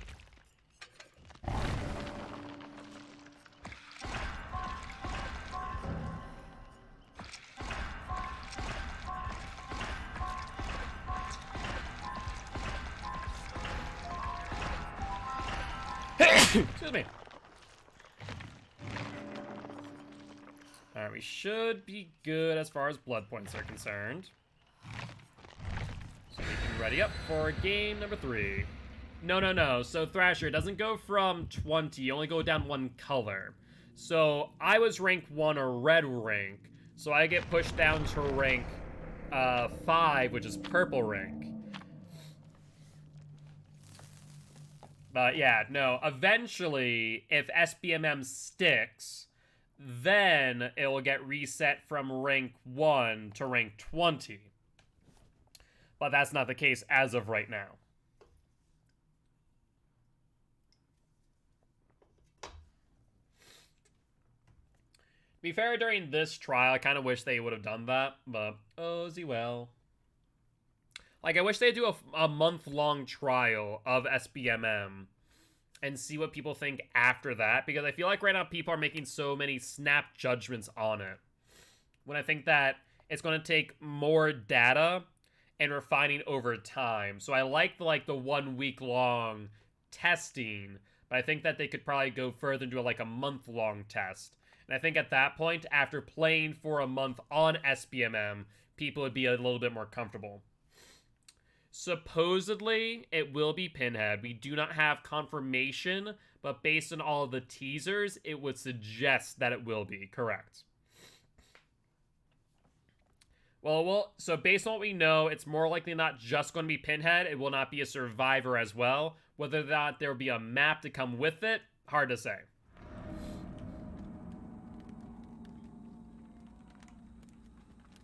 Alright, alright. Let's make that infected. Did I actually oh, there's a wall in the way, that's why.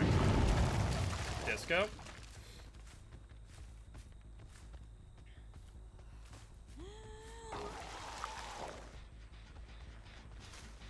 Alright, let's pressure them around Harvester. Here's Fingman.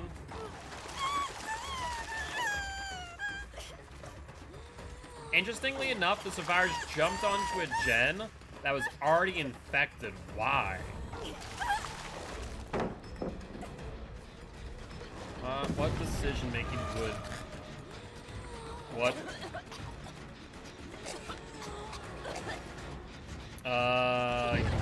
What is happening?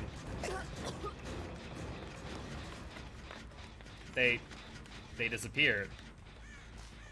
Like, I knew that they were, lagging, but I didn't know what the solution was, so I just stood still, I guess. That was some really bad lag.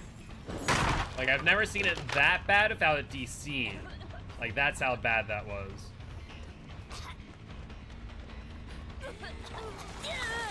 There's the break.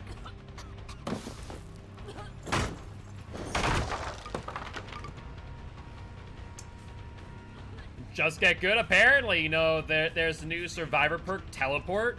It's kind of insane. There's Fingman. He's on the T-wall. It's kind of open for Springtrap. I've said it many times, but just because of what's going on with Scott Cawthorn, as well as Scott himself saying that there's going to be no other cross-promotional or cross-series things happening, last time that he was part of the gaming company or studio that makes Five Nights, it was very unlikely.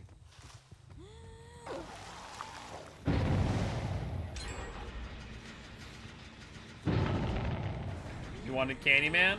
We might still get Candyman in the future. The actor did say more or less to wait, basically. So it's still not outside the realm of possibility of it being Candyman. Or Candyman being added. Why did he just run with me?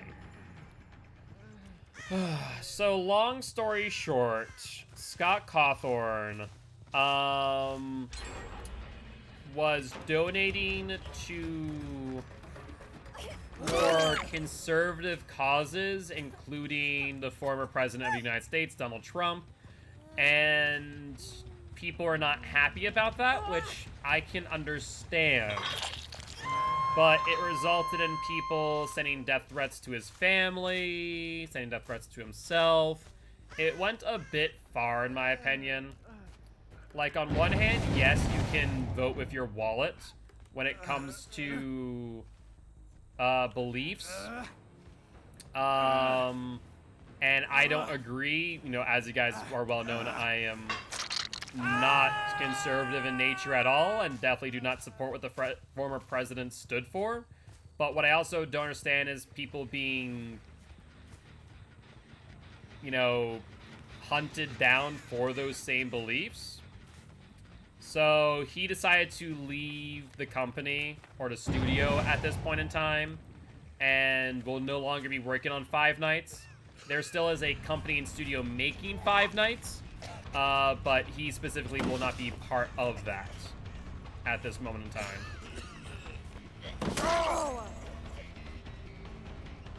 But not to mention that, but even prior to all of that situation, he made it very clear that, you know, there would not be another cross-promotional thing happening this year, just due to their timetable and everything going on. We see discos. We know there's 2 people here.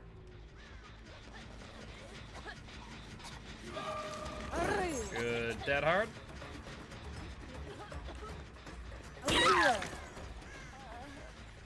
And yeah, it all depends. Like, people are jumping to conclusions of Pinhead right now.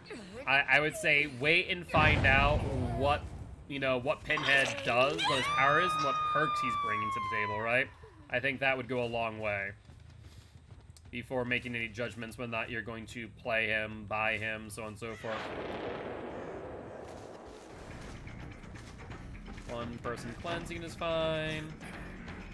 Yep, dead hard, Quentin. Don't think you do. Let's down you. Let's pick you up, Quentin boy. And put you on a hook. We did see someone else back there not too long ago. I think that may have been Bill, actually.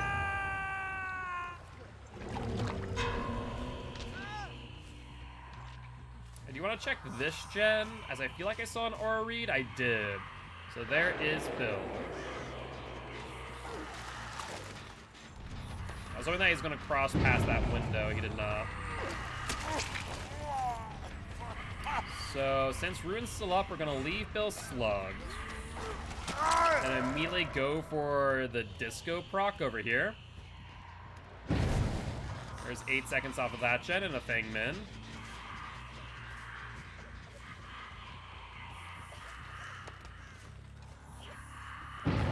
And what's the game plan now, Fang Min, my girl?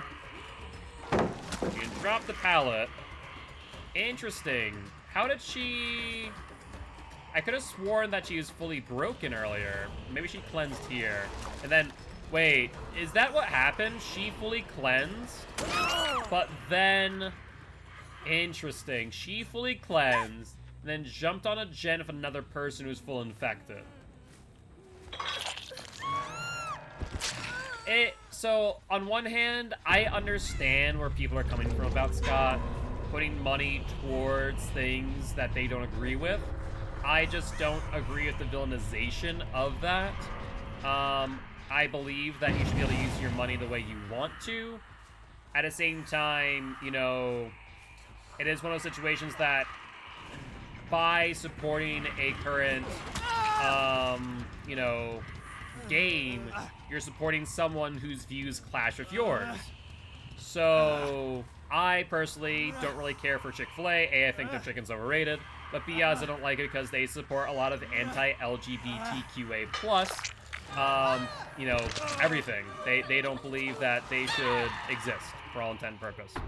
And so, I don't really care for Chick-fil-A and what they stand for. But, if one of my friends were to say, hey, we're going to go eat Chick-fil-A, I'd be like, yeah, sure, why not? Will I go to my way to pay money for it? No.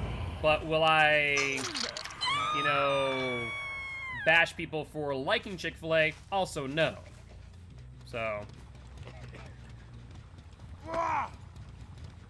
Yeah, death threats are not okay. The best thing that people should have done in that situation would have been to simply go, okay, his views don't align with mine. I'm going to subsequently, you know, no longer buy the games as long as Scott is receiving revenue. That's what I would have done, and, you know, if he was still with the company, that's what I'd say. But he no longer is, so I think he's still probably going to get royalties, more likely not, because he's still probably the IP holder. But GG, well played to these survivors.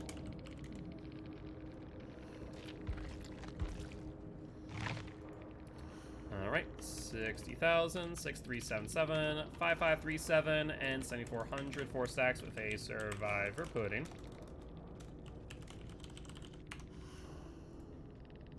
So we're looking at 57,000 blood points.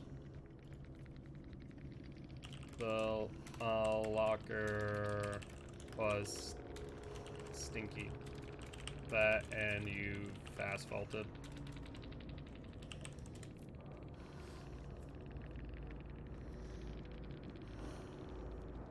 Yeah, people need to pay attention to small little details like that. It goes a long way. Good luck. Have fun. Next match. So what they don't have to agree with, but they don't have... Well, so...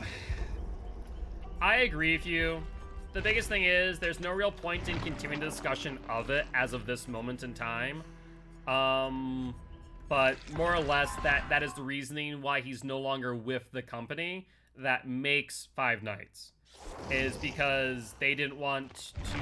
He didn't want to continue to get harassed or receive death threats, and probably from a PR perspective, it makes sense to remove Scott, as he was at that point in time, liability to the image of the gaming company. Well, keep in mind that just because the source material is cartoonish in nature, Slashy, that doesn't mean that the end result would also be cartoonish, right? So if they were to introduce Five Nights at Freddy into Dead by Daylight, they could simply change the aesthetic to make it more realistic, realistically speaking.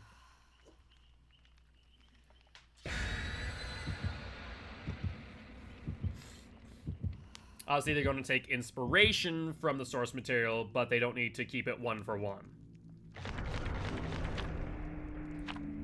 It's like saying if a character from Borderlands were to be cross-promoted into another game, that the source material, that they have to use a shell-shaded look for that character in the cross-promotion. That's not the case. They can still reference the source material without having to be one for one. So I think that's the biggest thing that... I think people who are against Five Nights who have that same argument, they miss that point. For example, Bubba, creative liberties have been taken with different cosmetics, or Pyramid Head in different cosmetics. Same idea. It's just a cosmetic difference or appearance. With that being said, this will be our 4th match of the Plague, I do believe. Is this our 4th match? That is 1, 2, 3, 4, 5. Yep, this will be a 4th match with the Plague. Perfect, perfect, perfect.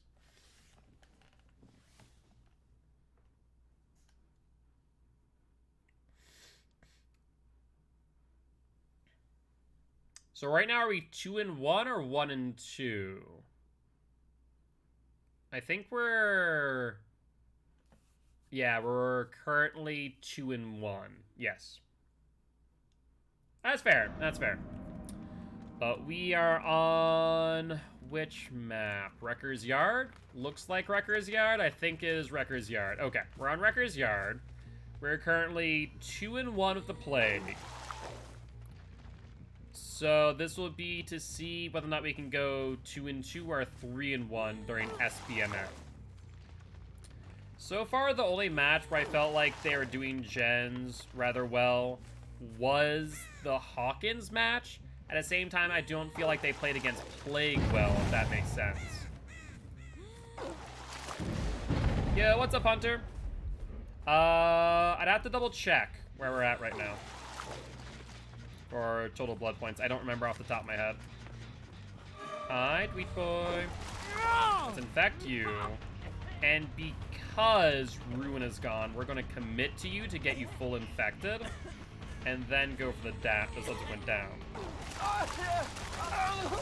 Do you just want to get full infected? What is going on here? Anyway, I'm confused by Felix, but okay. That was an odd one. I see multiple people here on this gen. Let's hang you up, and let's pop the gen. I hear someone infected.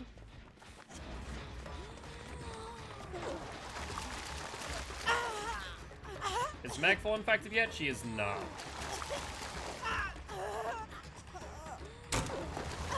There we go. Now she's full infected.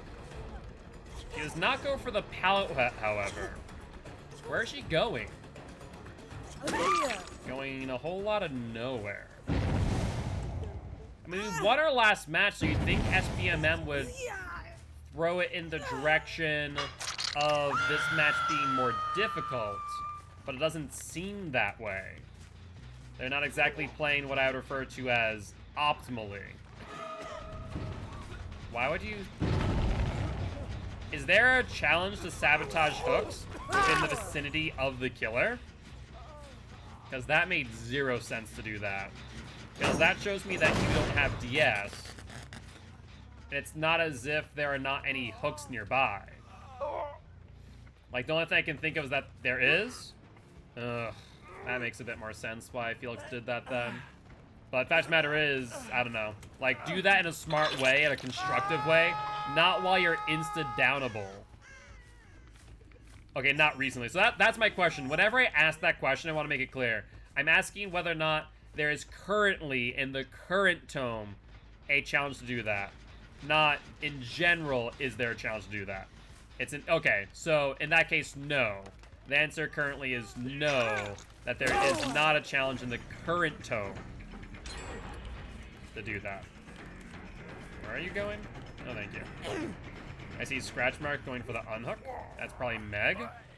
Yeah, that's Meg, as we know it's not Lori, since Lori's not infected at all. I could be really mean to Felix right now. Can I just point that out? I could be really, really mean. I mean, I can see that, but I'm doubtful that's the case. Like, I would need to generally get confirmation to believe that fact. Life is going well, Hunter. Life is going well. I can't complain. How about you? I mean, I definitely can see that. And Teachy TJ, welcome to the Guilty Ones, my friend. I am Mark, aka Guiltspire. I'm an educational Dead by Daylight player, here to teach kills how to play killer and survivors how to play against killer. Welcome, welcome, Raiders. I'll be having a great day. Now let's go for Tweet. We're currently testing out SBMM on every single killer.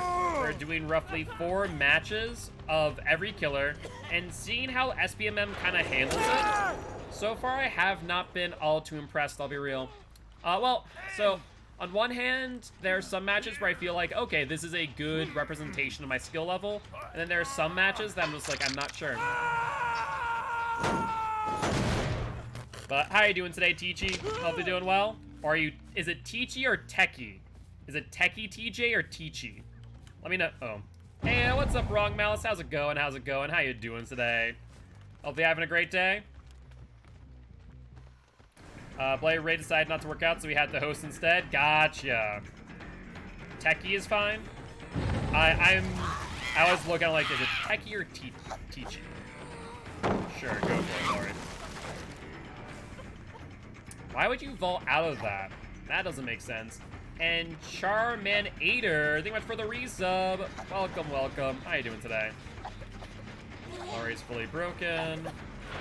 And that's Felix right there, by the way. He wants to go for the unhook. Game with Techie. Stop that. Stop it, Felix. I said to stop it, and you just didn't listen. And the thing is, you're on death hook, too. No, that'll be that. No more sabos for you, Felix, me boy. Also, Giraffe, I believe we already got a shout-out for Techie. If we haven't, that'd be awesome. We also get a shout-out for the TTVs in lobby. We have, Clumsy Panda, Kayakiki, And Cray, it looks like. Would be appreciated. Who dis? Who am I chasing? This is Blood or no Blood? Blood? That's Lori. Yep, that's the only one that could be. How's your stream today? Were you playing Dead by Daylight? Were you playing Killer or Survivor? A little bit of both? Oh, Lori, my dear. Where are you going? Are you gonna try and play the pallet? You play the vault instead? You have life, I see. And then you go. Just call me Char? Sounds good, Char. I appreciate the heads up. 8-second regressions on that Chen. Odd. Somebody can't read. Oh, no worries. I'll take care of it at the end of the match there. I forgot that you were on mobile draft. No worries. You are A-okay. Well, everyone's on Death Hook at this point in time. We saw scratch marks around, but we don't know where they went to, so they probably sent up for the unhook. That's fine. Or not. We just saw Meg on the back left. Like I said, you're fine, Giraffe. Don't worry about it.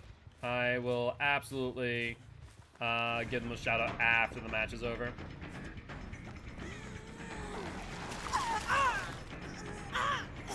Alright. You do you. Looks like Dwight... So funny. Dwight just healed himself, but if he goes for the unhook, he's going to get infected and then subsequently broken. That heal really just wasted time when he could have been saving instead. If he goes for the save, then it's all for naught. Very odd decisions. Yeah, our SBMM on Plague has been very odd. I do not have much of an explanation for it. Like, there's only really been one match where survivors seemed like they were doing gens efficiently, even if they weren't playing around Plague efficiently. Yo, what's up, Fallen Ryan? Doing pretty well, doing pretty well. How about you? What have you been up to? Just saw 3 seconds of consistent flashes outside. Sounds like another storms are brewing around you, Giraffe. Alright. Are you on hatch? No, you're doing a totem. Why do totem? I mean, you can do the totem if you want. I'm just gonna vomit on your face. Great job! You got the totem. Looks like Dwight just wanted to get a totem for his challenge, I guess. Probably a totem challenge. But that will be that. Yeah, very, very odd game. The worst seems to pass already. Thankfully, Rain and Thunder have quieted. That's good news. That's good news, at least. Let's pop the 10. And GG, well played to the survivors. So that is 3-1 for Plague during SBMM. GG's, Mariskow. I do question what you mean by tunneling. Who did I tunnel? Because you guys kept on going onto generators, which tells me that you then don't have DS is the problem. Or you go to sabotage a hook like Felix were. Unless you were the Felix? If you're the Felix, then I have no further questions.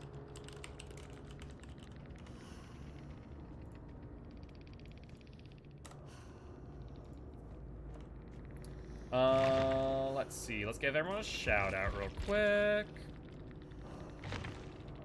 You were the Felix? Ah, gotcha. Out of curiosity, I have to know, Kai. Were you doing a challenge? Or what was the play there? Or are you just having fun?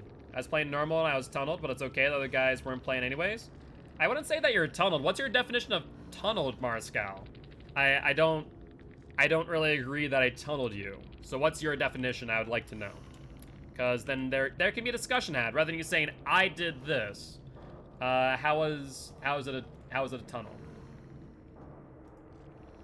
There's a challenge 100%. I know that there is a challenge slash. I assume that the current tome is usually what sets the pace for survivors' behavior, less of the previous tomes.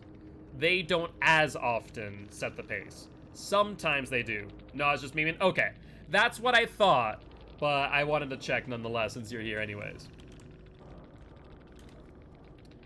Alright, let's see if they're live. They are not live. All good, Slashy. All good. And Kai Ki. And verdict is they are not live, so no one was live in that lobby. Well, when they unhook me, you were able to follow the other guy or break gens. At least that's what I think. Correct. So I'd have to look back at when I doubled downed you off of hook. But fact of the matter is that yes, I could. If I find the unhooker, then I'll go for the unhooker. If I don't know who the unhooker is necessarily, then I'm just gonna follow the person closest to me. The biggest thing you need to remember when it comes to the game is that I don't play by your rules. At the end of the day. I play to kill you. And if I can note that there's no DS in the game, that doesn't matter. Yeah, exactly. It could have been just bad luck. The biggest thing is, I can promise you, I wasn't intentionally going for just you, if that was your thought process. Realistically speaking, my thought process is, I want to kill a survivor. Where is survivor going? Which survivor? I'm going to kill whoever survivor's in front of me. I don't know, I just think that FNAF thing is stupid and people just respect people's different opinions. So Thrasher. That conversation is at least 20 minutes old. We're done with that. We're done with that conversation. Reason being, is that we have talked through the reasonings where everything is. And our opinions have been noted, but there's no real reason to continue. Yeah, I know, but don't you think that then that camping is bad? Camping sucks. Like, when I'm playing Survivor, is one of my teammates getting camped, does it suck? Abso-freaking-lutely. At the same time, with coordination from your teammates, or at least recognition that camping's happening, work on gens for the 60 seconds during the health state, or the hook state, rather. You had fun? Maybe that you had fun, Kai Kiki. That's what matters. As long as you guys have fun, that's all that matters at the end of the day. Also, blood point totals right now is 35 million, to be exact. All good, Thrasher, all good. And Mariscal, thank you much for the follow. Welcome to the Guilty Ones. I am Mark, aka Guildspire. I'm an educational Dead by Daylight player, here to teach guilds how to play killer, and survivors how to play against killer. Very happy to have you here. Yep, you can always check it with exclamation streak as well. That is correct. That is the easiest way to keep track of it. That and our current win streaks, which did I update the Plagues win streak? I don't feel like I did. No, I did not. Did I? No. So, Kaikiki, did I have fun? I did. Yeah, I honestly always have fun. You're the first good Plague I've faced. Fair enough, Mariscal, fair enough. There is a lot of ways to play against Plague. If you watch me play enough, you'll hear my opinion on how to play. Since I am an educational Dead by Daylight player, if you have any questions on how to play against a specific killer or how to play a specific killer, let me know. With that being said, I feel like I had additional thought going there, and then just went right out the window. I don't know anymore. How many days are you in? Today is day 18? 19? Let me check. Excuse me. Today is day 19. So we're about 3 million behind, give or take. Which will probably mean that the upcoming Thursday, Friday, Saturday, Sunday, I'll probably have to do 10-hour streams to make up the difference, rather than what I'm doing right now, which is just 4 hours. Yo, what's up, Sushi? How goes it? It was something to do with, oh. I don't remember now. Oh yeah, Kai. What are your thoughts on SBMM? And, Malscow, what are your thoughts thus far? Do you like SBMM? Do you think it's not great? What has your experience been? I'm not sure if you're Survivor mains, Killer mains, or you play a little bit of both. Hello? Let's get a hit on you. What are we doing here? So license ones because wouldn't need to spend money because I have a bunch of shards. Well, understand the reasoning why behavior does license killers versus their originals, because they can potentially tap in to a new market of players, right? We saw the same thing happen from the Resident Evil chapter, where, you know, they more or less brought in a huge community by partnering with Capcom. So right in dip, but I have been awake for almost 24 hours. All good, Techie, you're fine. Go get some rest, my friend, you deserve it. All right, Quentin boy. For me, it is kind of difficult to play as killer because the survivors are toxic sometimes. That's fair. You know, at the end of the day, survivors will be survivors, and honestly, killers will be killers.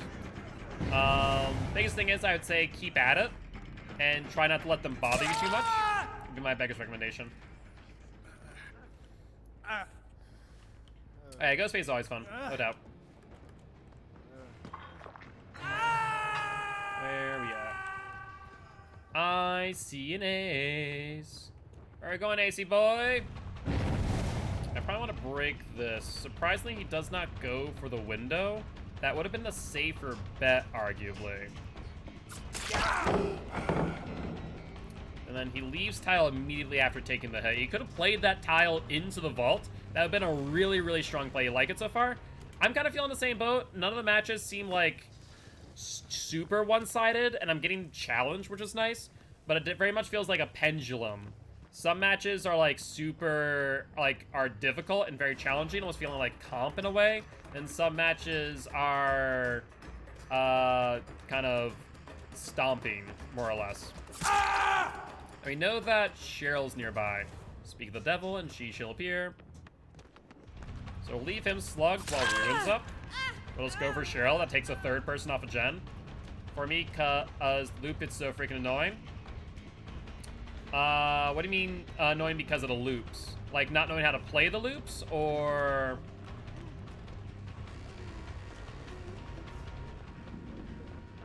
what do you think Pinhead's power will be? That's a good question.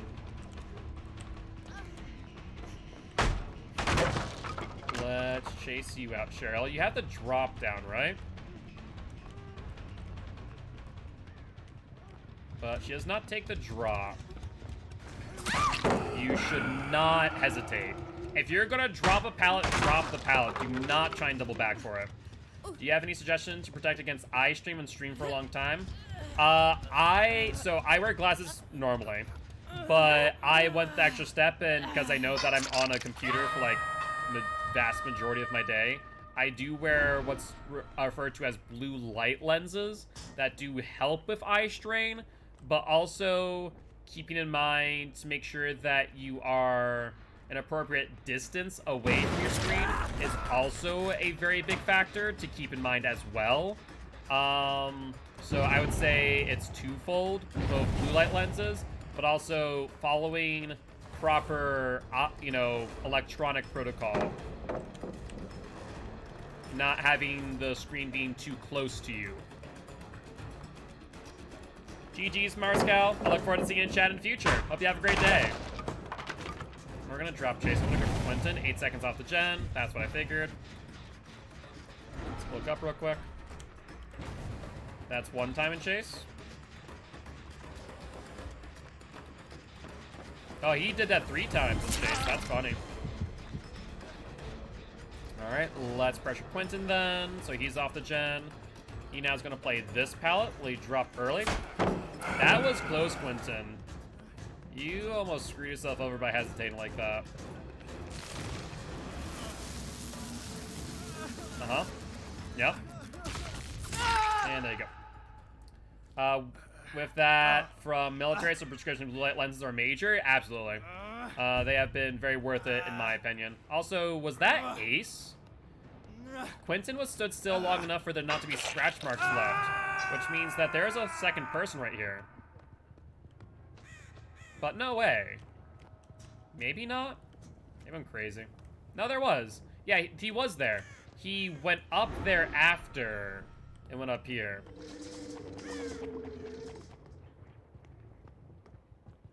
I once in a while let them have it. It depends if I'm like in the moment or not. That one, I decided to. Like if I'm rushing with Blight, I don't.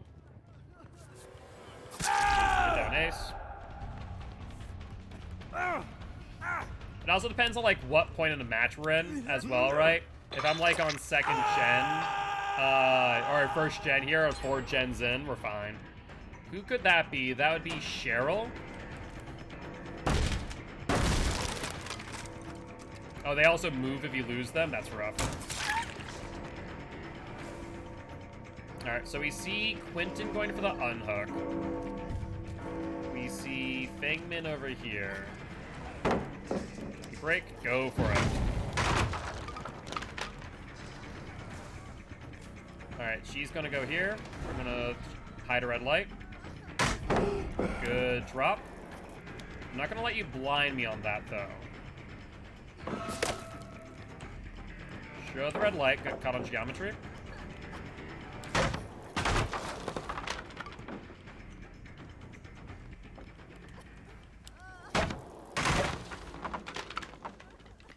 And I can track you, we're good. Yeah, survivors think way too much, that's way too beneficial to flashlight over pallets. You just really shouldn't. It's not beneficial. There's Cheryl. Check barbecue. We very rarely get barbecue value on this map, but for once we did. So let's go for that first.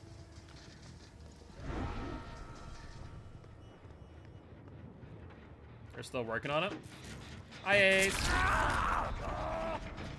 Let's pressure you. That was probably Cheryl who went for the unhook on Thingman. So we know where 3 survivors are. And Thingman runs back into me. Why? We have the pallet there. You do not go for the vault there. You will go for the vault here, though. Fair enough. Down you. Stop it. Just stop it, Thingman. I can hear you a mile away without Iron Will. And that has to be Quentin as well, who just went for that second flashlight. Did they leave immediately after? Hi, how are you? You doing good?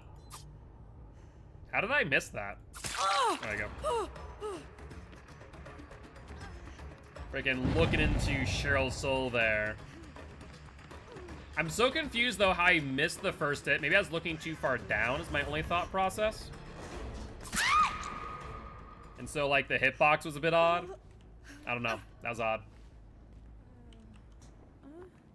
There's a nearby hook. I see them. 2 people healing. They're very keen on doing double heals. But if Ruin's still up, that's a bit of a mistake. Scratch marks back here. There's Thingman.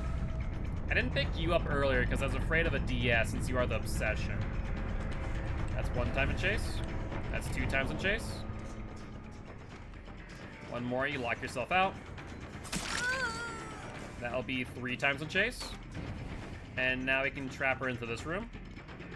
Cal is still here, however. She'll blind me. I hear her to my left. And the only way they can blind me here is through the window. There goes Ruin finally, but it's a little bit late, I would argue.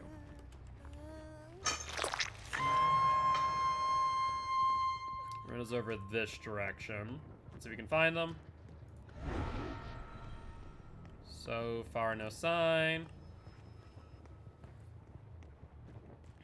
There's the unhook. So let's go back immediately. They'll probably start healing, I'd bet. We'll see on a nurse is calling soon enough. Hi there, Ace. I'm not a moth there. You really just give me a free hit. You are annoying. We'll go for Ace. Since I still do fear DS, we don't know if anyone else has DS, or if she does for that matter. I mean, we're on 3 gens. I could arguably have gotten it. Also, looping in that direction on that pallet's a very bad idea for that exact reason that you just saw. Ace took a stun because he dropped down. You have to be very careful. Most survivors will drop down onto that ramp, which will result in a stun. That's fine. Is the Midwich freaking chase music bug still a thing? Really? Did not even realize. I think I say that every single update, but still. It always surprised me that they still haven't fixed that. Alright, he learned his lesson.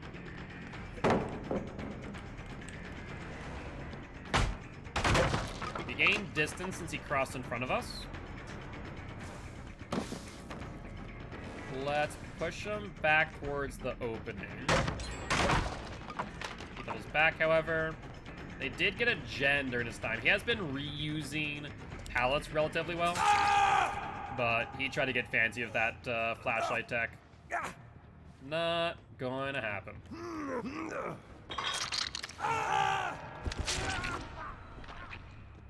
Alright, let's patrol.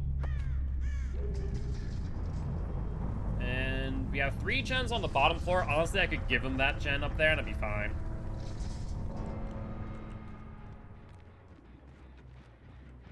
Do this. Hi, Quentin. Quentin says to kill him, apparently. Sure, I mean, if you want to go into the basement, be my guest. I will not say no. And we do not see Feng Min on barbecue. Suggesting that she's within 40 meters of me. She was on this jet on corner. Hey, look at that, Feng Min. Some good RNG in your favor. But GG, well played to these survivors.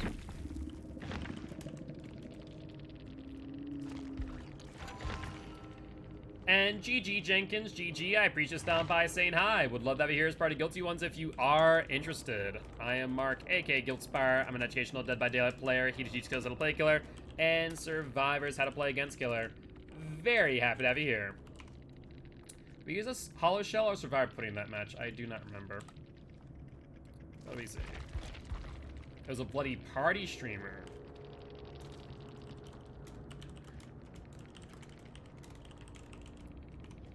Perfect. And Ghostface moves on to an 8-win streak. Alright. So we're currently in the SBMM test 1-0 on Mr. Ghostface here. Also, I do feel like we did finish our challenge. Let's do that. And we have another challenge here that we can do. Perfect.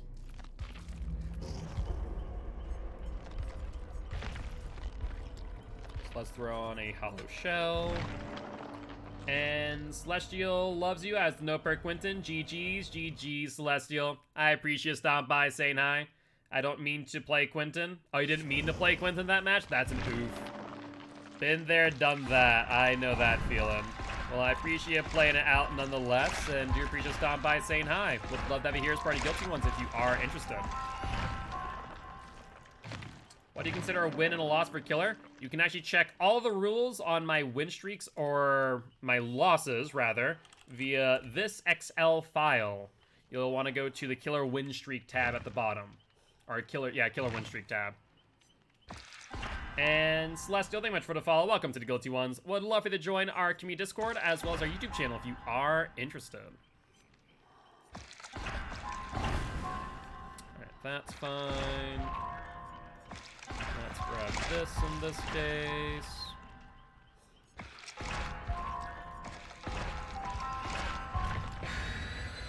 Celestial streams? Oh, in that case, Celestial, I will give you a quick shout out. Are you currently live or are you currently offline? I do appreciate that heads up, pre-losito. But Guilty Ones, if you haven't already, make sure to check out Celestial. It looks like they are live as well, so definitely make sure to do so. Drop them a follow and give them a GG well played from Guiltspire stream in chat. Would be much appreciated.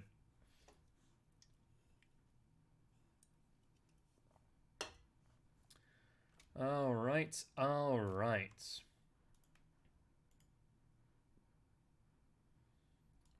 Well, that being said, let's see what SBMM does in response to that last match. Will the match become that much more difficult, or will it pretty much stay the same? That's what I don't know.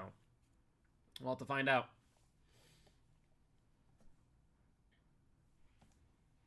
It is an intriguing question, because I wish that behavior would tell us what they're measuring to be success or failure during the game. That would be nice. They at least have an inclination. They don't even give us like the detailed stats in the back end, but at least knowing, are you measuring kills? Are you measuring escapes? Are you measuring objectives? If so, what are the objectives? Are they totems? Are they gens? Are they heals, unhooks, what have you? But we are on the Torment Creek. Let's cloak up and take a look around.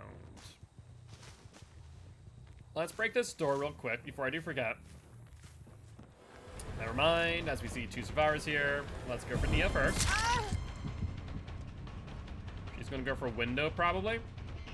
Yep. That's 1 time in chase. And she didn't gain much distance from that is the biggest thing. She looks like she's going to meat tree. Maybe? She underestimated how far the killer could swing. So that works out in my favor, to say the least. If they were on that gen, they would have already cleansed Ruin. Barbecue and Chili shows me 1 person there. And based on the amount of time necessary to do a gen, there's 2 people here. Let's go for Jake out in No Man's Land. I don't know how I missed that one, but sure. He moves into the tile, which has a pallet. Will he take the vault? He does not, however. Will he insta-drop? He didn't know where I was since I hid my red light with my power. Since Ruin's still up, let's play around here for a quick minute. Good dodge. Alright, I don't want to wait too long, however. And risk him being picked up. Thank you. Alright, interesting situation here.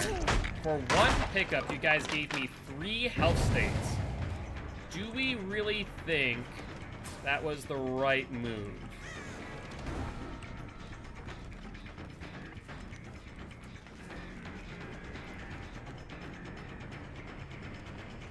There's Jake. There's the Dead Hard. He does not make it. Good attempt at a body block, though. I do appreciate that. And I will note that they're all healed up already, suggesting either very beefy medkits or very, very good health abilities or healing abilities. But that play there shows me very clearly they do not know the timing on stuff like hook states as well as sabotages. Or rather, hooking versus sabotages. Alright, you did a totem. You'll take a hit. So you can't block a hook immediately after taking a hit. So the same reason why survivors are able to move through killers when I hit them is the same reason why you can't body block twice back to back. You receive what's known as iframes. Those are some really quick heals. Holy hell. Let's go for Nia. Because if we down Lori again, she probably has DS, hence why she's trying to body block immediately after hooks. We're not going to pick her up. We're going to make it so that someone else has to pick her up, meaning that there's going to be 3 people, now probably 4 people, off of generators. Yep, now there's going to be 4 people off of gens. And that was a waste of a shack pallet. You had momentum, you had distance. There's no reason to do that.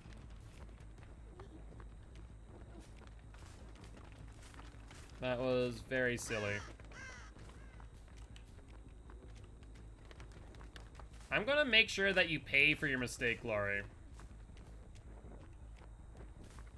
I see crows over here.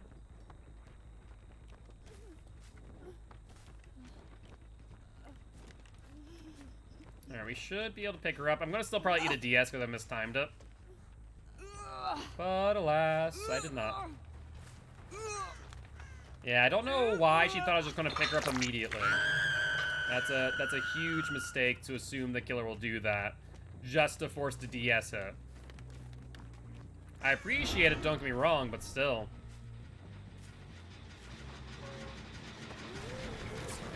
Good sprint burst. Nia's there. Jake and Cheryl are there. She'll probably go back for the gen to try and finish it out. I won't allow that. You guys are gonna have to give up some value in return.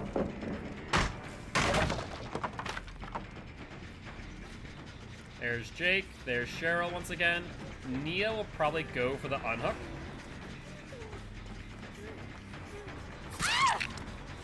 Let's down you. And by this point, that gen regression is going to be pretty significant. Nia gets the unhook. Let's pay attention to the health state. Normally it takes 16 seconds to heal someone off the hook. So far, this tells me that Nia does not have will make it. One of them does, though. One of them definitely has a heal build. No question in my mind. No pallet here, Jakey boy. Sorry to say. Alright, then we're going to chase Nia and Lori, going for the unhook. No reason for me not to box them out here. Nia's going to then go for the unhook, so all we're going to do is we're going to hit Lori and then pressure the Nias. That way we do not have to worry about a DSO. Now Cheryl has second wind. I want to punish that. There's the dead hard. I don't think I have enough time to punish it. So we're just going to pick up Jake. And let's go for the hook. Yeah, it's 100% second wind. There it is. Yep. So that would make sense. So Cheryl's probably the one who, realistically speaking, has the heal build because she wants them to get use out of second wind. So she probably has a will make it. Yep, that's fine. We'll break. She did not reveal me, though, surprisingly. There's the unhook. Let's pay attention to how much time it takes for Jake to be healed. If they heal right away. There's Lori. And there is, I think, Cheryl, but I can't say for certain. There's the window vault. Good dead hard. We almost had her there, though.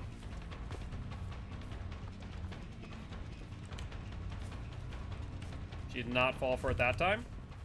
We're gonna vault on her. Make up distance. That's a mid vault. So we'll get the down. Let's put you in basement. Ghostface isn't great in basement, but it's the closest hook, so I'll take it. Barbecue and chili shows me only one person. Looks like they doubled up on this gen then. Shadows over there. That's Lori, who's also on Death Hook.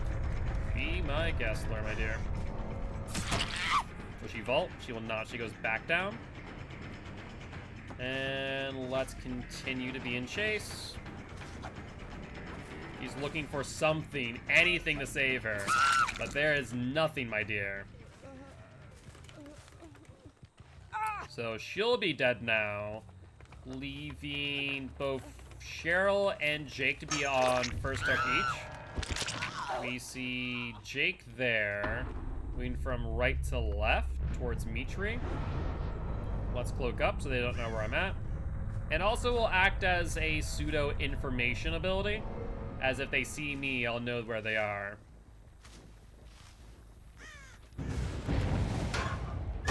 There goes Ruin, which is not the end of the world.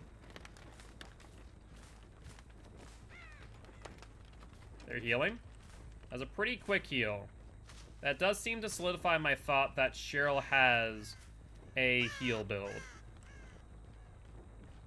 Could have sworn I saw her to the right. But alas.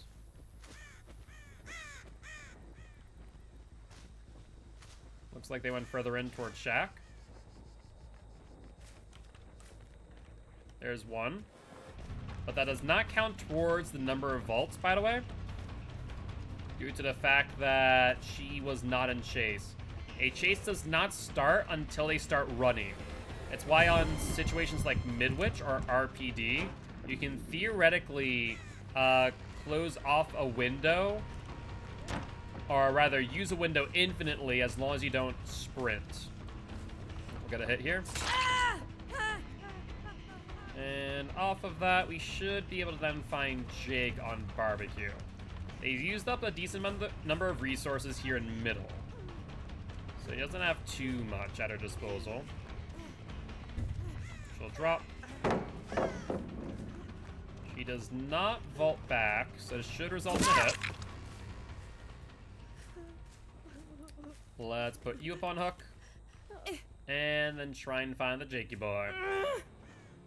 Now, since she did heal, I do want to mention that if she gets off a hook, she will be broken until second wind activates. Which might mean that we want to play this in a bit of a unique way and re-down Cheryl to avoid the second wind activation. So far, nothing. He's either in a locker or within 40 meters, since we did not see his aura. Let's look around. Hook has not changed position. He's on that gen there.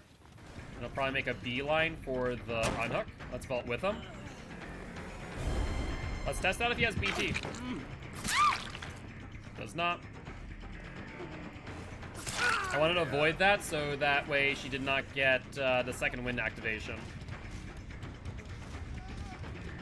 I want to play this, Jake. Pallet's gone here. Show the red light.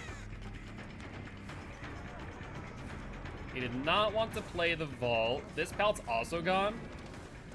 Like I said, we used up a lot of pallets thus far. And at this point, let's put you on a hook. We'll get barbecue and chili info on the Cheryl. And unless she has Unbreakable, that will be that. So this will be 2-0 on Ghostface for SBMM. Do I feel that this game was more difficult than the last? To some degree, I would say so. I wouldn't say that it was like night and day, but at the very least, they knew how to take body blocks, which is an improvement and a demonstration of mechanical skill. I'd say to some degree, yes. Excuse me. But that there'll be another 4K for the Ghostface. GG, well played to the survivors.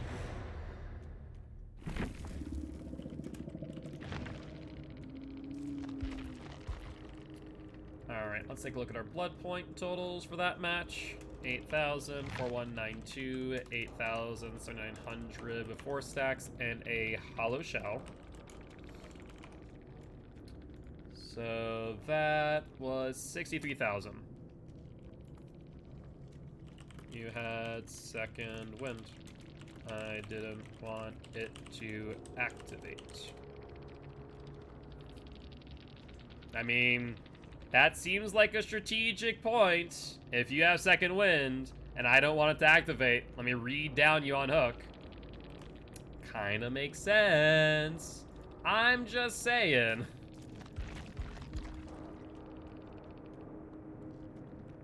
Because that was the Cheryl. Yep.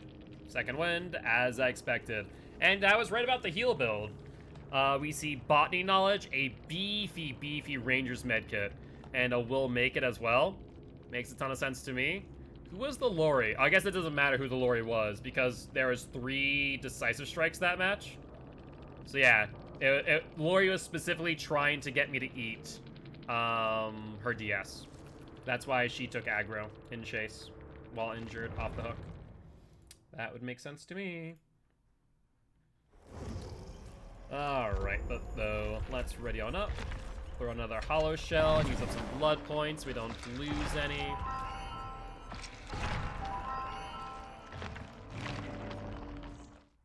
We'll have to do so in pre-game lobby, however. And let's see. This blood web's kind of awkward. Alright, Alright, that's fine. Let's grab this. Grab that. That's okay. We'll grab that.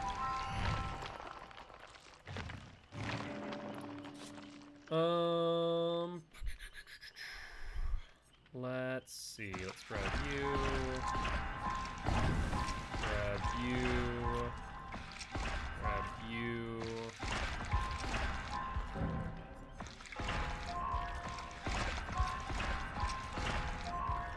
And we should be good. And shouldn't have to worry much about blood points right now. Though, never mind. Like, Fire Streamer, can I make it in time? Nope.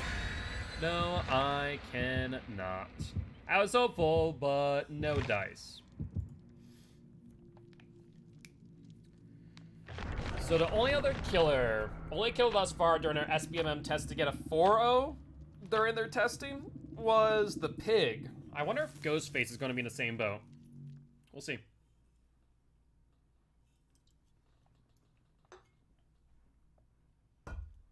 I am curious.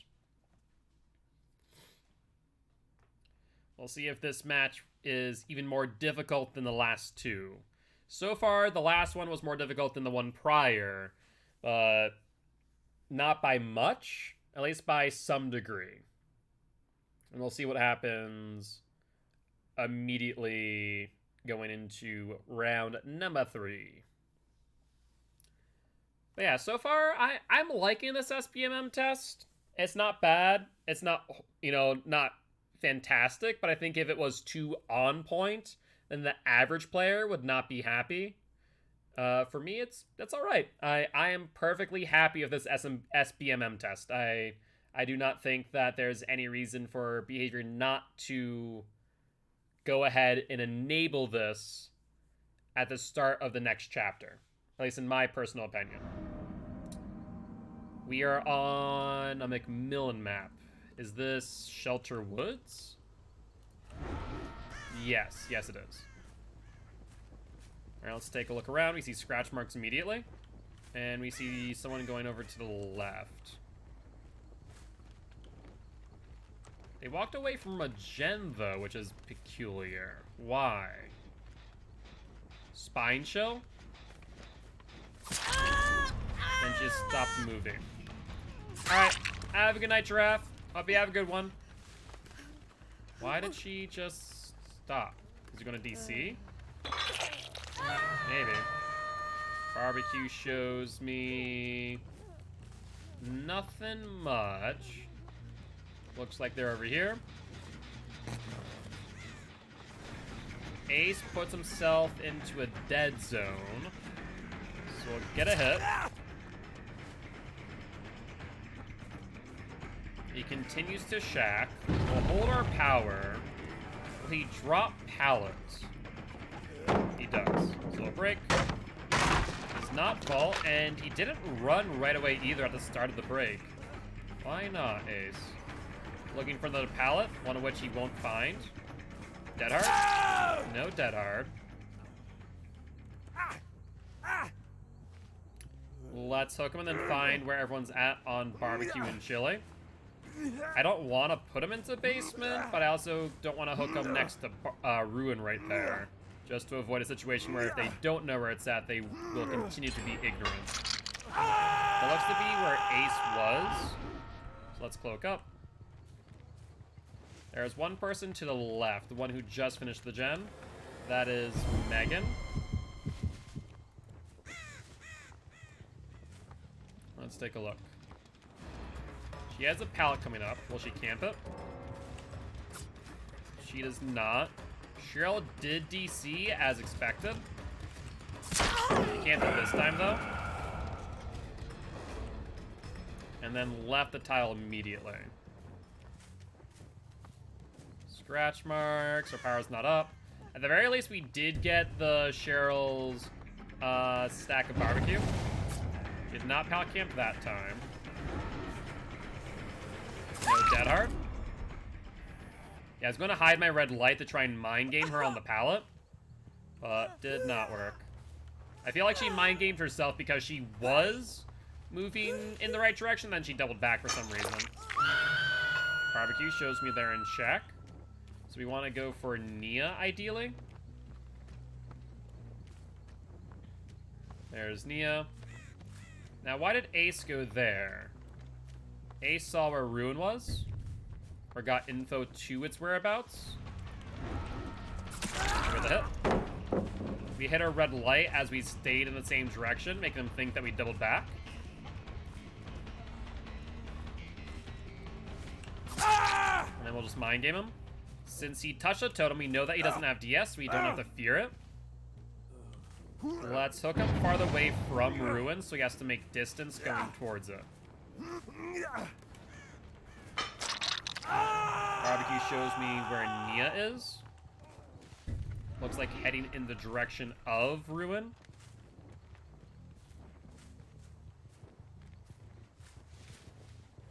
Meg seemingly healed herself.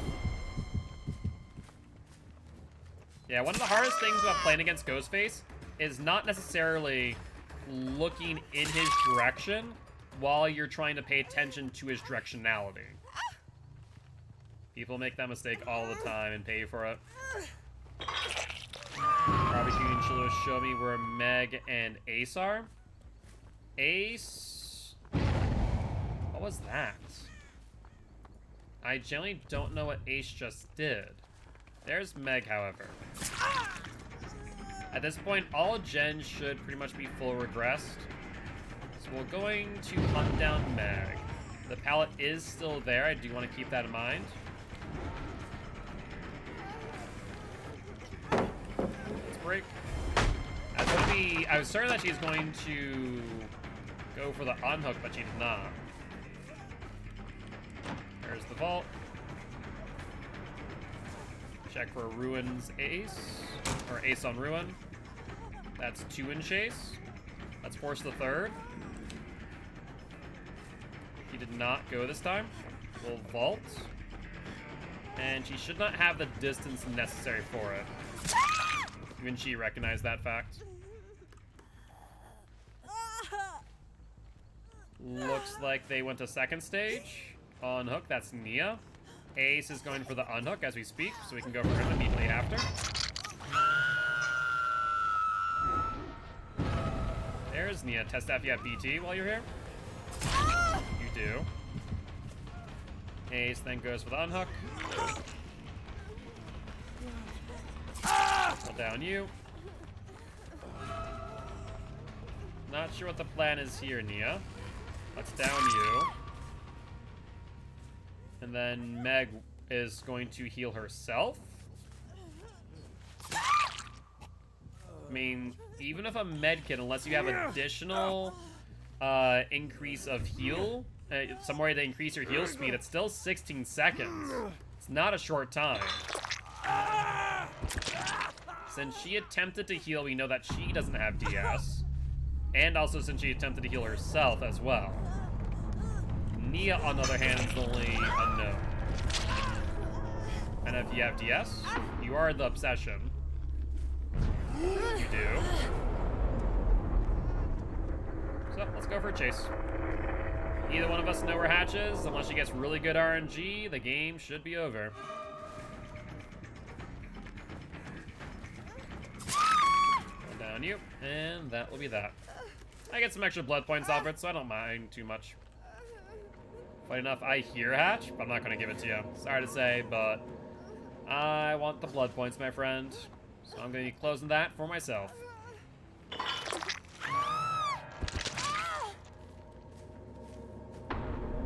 And that will be that. So, looks like Ghostface will be 3-0 for the SBMM test. That match was not as difficult as the last, I'd argue. But GG, well played to these survivors.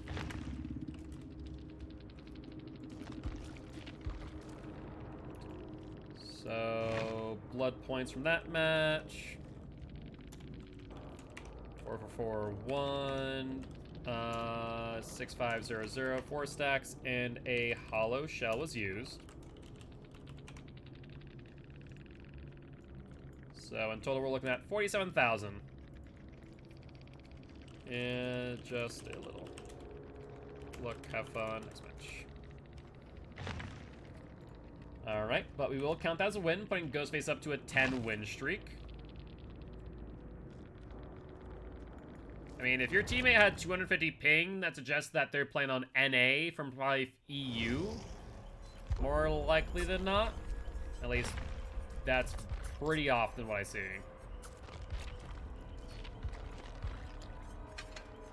But either ways, we did finish the last challenge that we can do on Ghostface, I do believe, as well. Let's ready up and go into our blood web.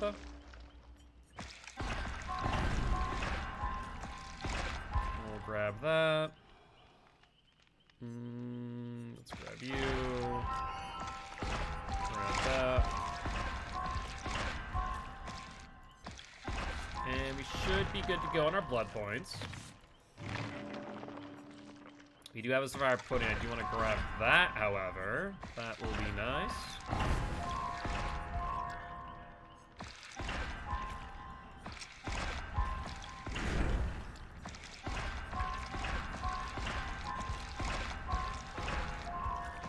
Alright, and anything else special in our blood web? Answer is... yeah, another survivor pudding. Wow. Game's being generous today, apparently. Excuse me.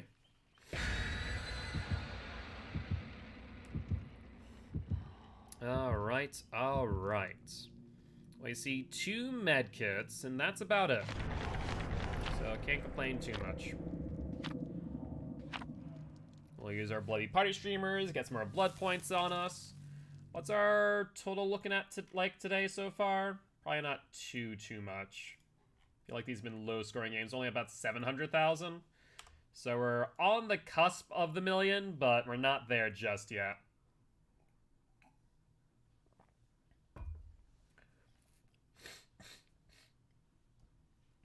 Yeah, we'll definitely have to focus in on some specific killers with Survivor Pudding next week to try and make up our differences. Because by the end of today, we're going to be behind probably close to 3 million blood points, which is still workable. Not too horribly concerned. Today's day is 19... yeah, 38. That is correct. About 3 million blood points. So I'm not too worried.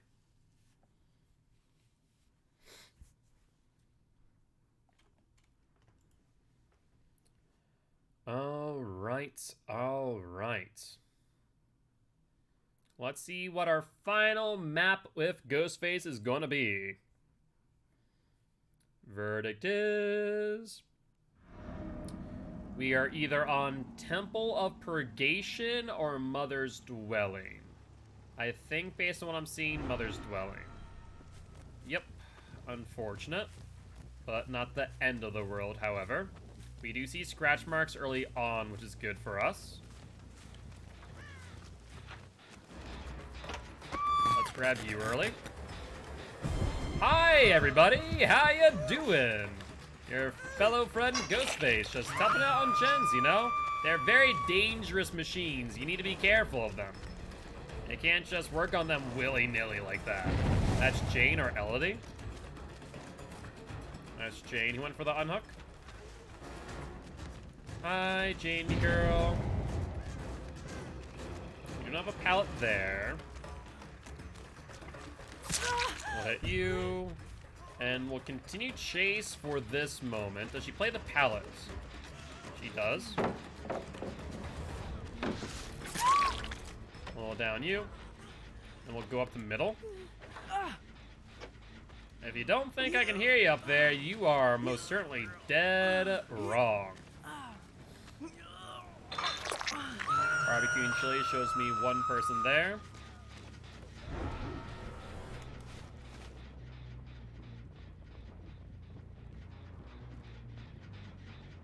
No, you're still on this gen, right?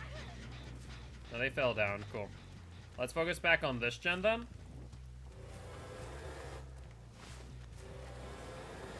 Hi there, Nia. Don't mind me. He does not go for the vault this time. Good. That was actually some really good plays. Didn't gain too much distance, however. We'll break the pallet, reduce resources. And you might need to go back for that gen, as I am afraid there might be 2 people. He's far enough out from it right now where I can drop chase. And go up to middle. Alright, we don't even need to go up to middle. We found Elodie. And Jane. We'll go for Jane. She's right here. Sorry, Jane, me girl, but them the breaks. If you would have stayed a little bit more well hidden, you would have been fine. I have the red light. Let's see if you have DS. Answer is yes, you do. Which would also suggest in that regard that Kate has DS. Let's break and also drop chase. I see 1 person on mid-gem.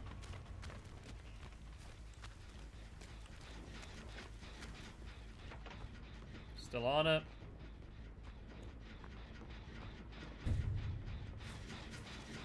And there's Kate, but we also saw Elodie as the thing. So there's 2 people. So Kate is bait.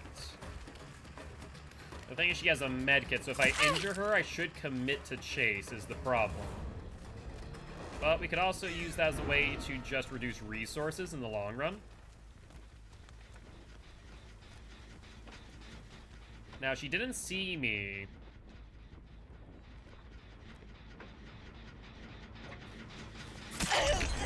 Hello there, Elodie. Unfortunately, another gen did get done in the meanwhile.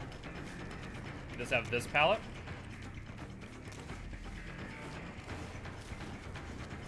And she gave me a lot of good distance, but she does have a dead heart, so good job there. Break. If Mia goes back to that gen, that could be problematic, however.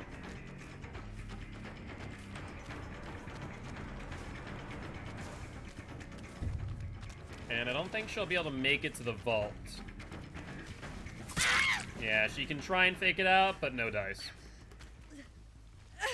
They are playing well enough and pressuring gens. Of course, Mother's Dwelling is a difficult map in general, so kind of a moot point, but still. We see at least 2 people on gens and 1 person in middle. They fall off the gen. Let's instead pressure this one, so there's 2 people. That's 47 seconds. We see Jane. We don't see the third, or the second one, rather. They may have broken off for the unhook. Yep, we'll take it. Probably didn't need to take the stun, honestly, but c'est la vie. She's going to middle, which is good for us. We want to actually make our way over there, too, as we know that the gen that Jane was on is currently regressing.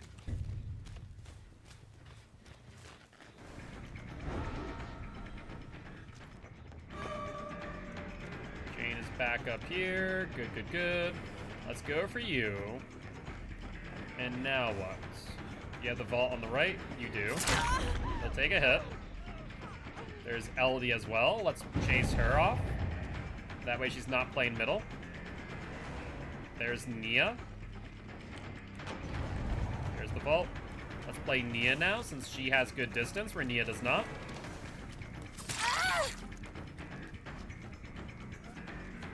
And that's 2 people injured. If they want to take the time to heal, that's 16 seconds off a gen for 2 people with a collective 32 seconds worth of value. No pallet here, so we're good in that regard. Good dead hard. Should have baited that out, but we're still in a good position, so I'm not really too concerned. Alright, let's put you on hook. And then we see an 8-second regression on that gen. Let's see what other gens they might be on. That gen is not very well progressed. Let's go to this gen instead.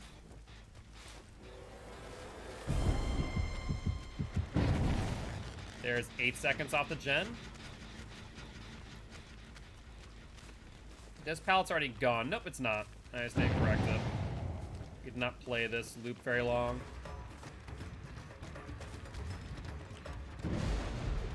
There goes Ruin. That's mildly problematic now. We're gonna be reliant on Pop. Look at the hit. Looks like she's leaving Shack, potentially. No, she doubled back.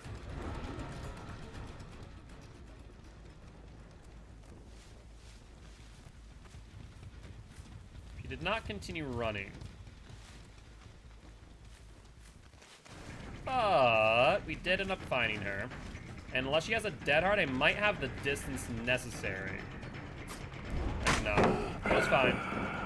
Honestly, survivors think that the worst case scenario for them is to take the down. In this case, I love getting that pallet out of the way. Makes my life that much easier in the long run. He does have a window there. Is this an LT wall? It is. Will she take the T? She does not. Rather, she does. We'll get the down, however. And the subsequent hook. But I do fear that we're going to see 2 gens pop off since that was a relatively longer chase.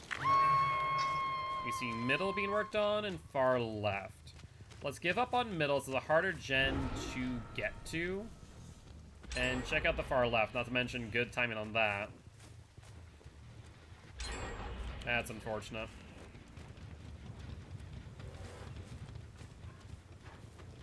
Just went into a locker.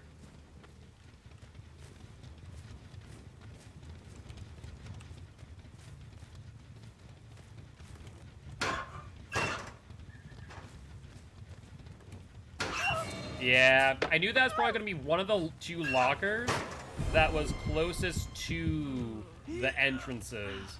Most survivors jump on the first one that they can find. Barbecue.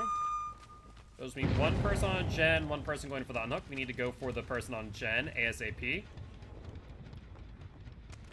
Yeah, this map is hard to play around because of its sheer size. Thankfully, we have Pop in hands. Let's pop this. Progress by 20 seconds at least. And let's continue in chase with Nia, who I believe is on Death Hook, which is very good for us. Without a pallet here as well, she's in a weak position. We go for the vault. And we'll vault with her. She could vault again, theoretically.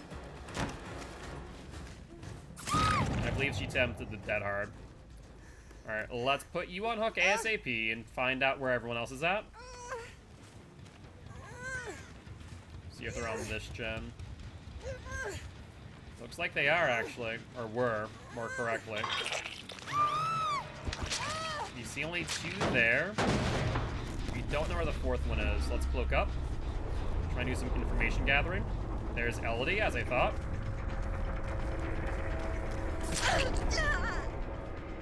She goes back towards Shack, but without a pallet. She's kind of in trouble. And she realizes that too, so she moves off. We need to get her down before the other 2 are able to do a gen.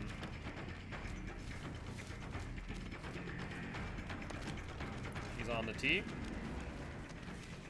You'll need a dead hard. And we'll get the down. Is she also dead on hook? There's 1, 2, 3, 4, 5. Yes. No. Unfortunate.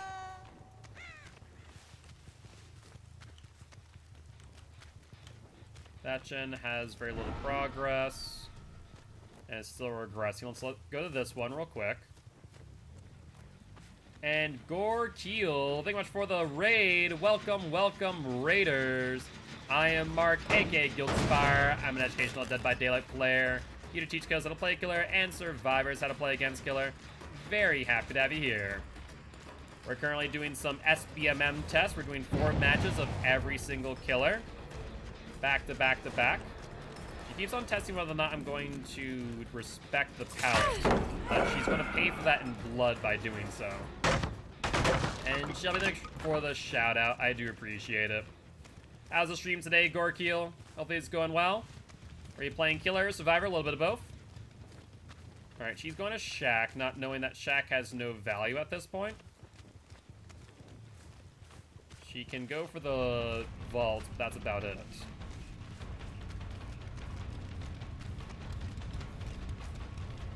Alright, you have the T wall and the L wall coming up. Do you dead hard? You do. Let's play the L wall. It's Killer Main? Gotcha. How was SBMM treating you, Gore? Were you a fan of it? Were you not? Also, does this feel like a very long L wall for some reason? I don't know why I feel that way. There's the down. We need to make sure we get her onto a hook ASAP. And from there, pop the gen right over there. I was having some fun with random killers. Whatever killer program says I play. Even if I'm bad at it. Fair play, fair play. Good job on getting that gem. Now, there was one person within 40 meters of us, suggesting that there will be an unhook momentarily. Let's cloak up. They're crossing through the middle.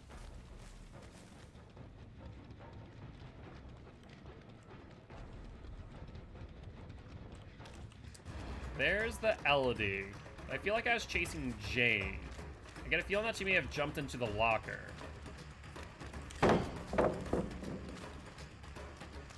Every time you chase me, there's nothing for me to use. That was good, though. GG's. Thank you. I appreciate it. GG's well played, my friend. GG's well played. I appreciate stopping by, saying hi. Would love to have you as part of Guilty Ones if you are interested. So where's Jane? Is Jane going for the exit gate? All right, she's going for the unhook. It's very clear. So we're going to walk her to the hook. We're not going to hit her. All I have to do is wait it out.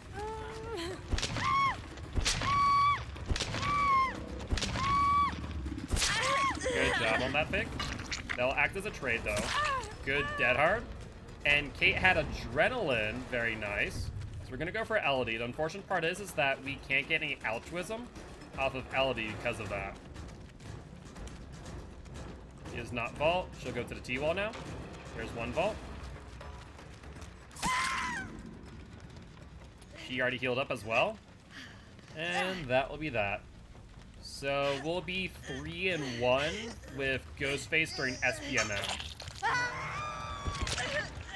No one with outside of... Why are you out there? What? That was Jane, I'm pretty sure. Why are you all the way out there? Are you going for a hatch? Jane's here in a locker. Interesting. So Kate just wanted to show me where Jane was to punish her, it would seem. So we're gonna down you. Now that type of play though, Kate, though I do appreciate, in essence, I'll still punish you as well. Yeah, it's kind of like, it's very much a pendulum from what I'm seeing. There will be some matches that are more difficult than the last. It usually goes like I win a match, then I'll lose a match, and I win a match, lose a match, kind of going back and forth, back and forth. I will say that on a few of my killers at this point, we have gotten comp survivors. Go for it. Yeah, you can keep out all you want on the pallets. It's not going to save your life. Got a number of comp survivors. We got some members of Deadhead and some players from DBE, which is kind of interesting. So what we want to do here is we want to hook her closer to Smoke Shack, as Smoke Shack, where I downed Jane, has the hatch, I believe. This will count as a win one way or another, so I'm not too upset because they did not exit via the exit gate.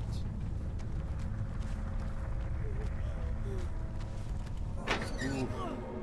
So close, Jane, my dear. So close. I tried having some fun with Scratch Mirror Myers and Movich, but someone had Azrovsky, and even though I went to Gas 7, I still got a 4K. Fair enough, not bad at all. Well, I stand corrected. I was saying earlier this will be 3-1 record for Ghostface, but because Jane played so passively, going for the hatch escape, we were able to get it to a 4-0 instead. GG, well played to the survivors. So that is 8,000 blood points, 6,283, 8,000, 8,000, 4 stacks, and what was our blood point offering? I feel like it was a survivor pudding. It was a bloody party streamers, even better. Party streamers. And 90,000 blood points. He also did get a 4K for Ghostface, put up to 11 win streak. But yeah, so far I haven't really minded SBMM at all. I kind of wish that they were to put it into the game at this point. So next question is, I wanted to end the stream about 4 hours in. We could do one more killer. We'll do one more killer. Why not? We'll do Demogorgon. We'll play some demo, boys. See how SBMM treats us on demo. How was the Kate? You think I faked like I was dropping that pallet 4 different times and it worked? What pallet? That pallet over earlier? I was doing that on purpose, Abyss. I was going to bloodlust you. I knew that if I were to respect the pallet, if you drop it, I reduce resources. If you don't, then I build bloodlust where I can get the hit and make it so that you take an injure on the chase. It's a fair play on my part where it was in a situation at that point where I didn't really care. I was just playing it to get the hit on the pallet. Because if I hadn't, then no matter what, you would drop it eventually and then move to the next tile. Yep. Yeah, Shack, I purposely would do because if you fake it, I gain distance. And if I gain distance, then I get the hit. And eventually I'll eat Shack pallet and reduce resource. And the other one, by small cabin, same exact reason. I want to make sure that if I'm in a chase, especially because I believe you had a med kit, I want to make sure that I'm committing to chase and getting the down. Because if I drop chase with you, you heal yourself. So I'll respect sometimes. Sometimes I won't. It depends on the situation. And sometimes I also like getting survivors into a pattern where they think I'm going to respect, and then I switch it up and not so I can get the hit. But at the end of the day, you played well. GG's well played. Alright. And I do appreciate Styling by saying hi. Would love to have you here as part of Guilty Ones if you are interested. Yeah, personally, I would just always say just drop pallet. There's no reason to check for respect. Just drop it if you're going to take a hit or you think you're going to take a hit. Though the respect sometimes works out, sometimes it can bite you in the butt too. It depends. Alright.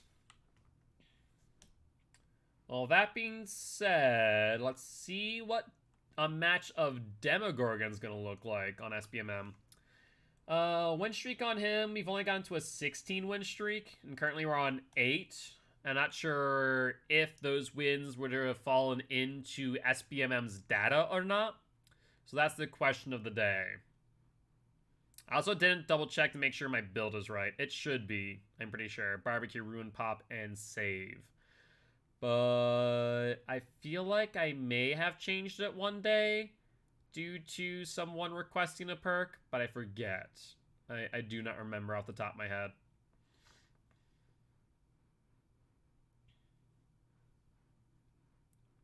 Real question is, are we going to spawn in? And if we do, it's going to be Mother's Dwelling again. I hope not. It looks like right now, Backwater Swamp, McMillan, and Redwood Forest is like the 3 pools. And Crow's Pen, apparently. Father Campbell's.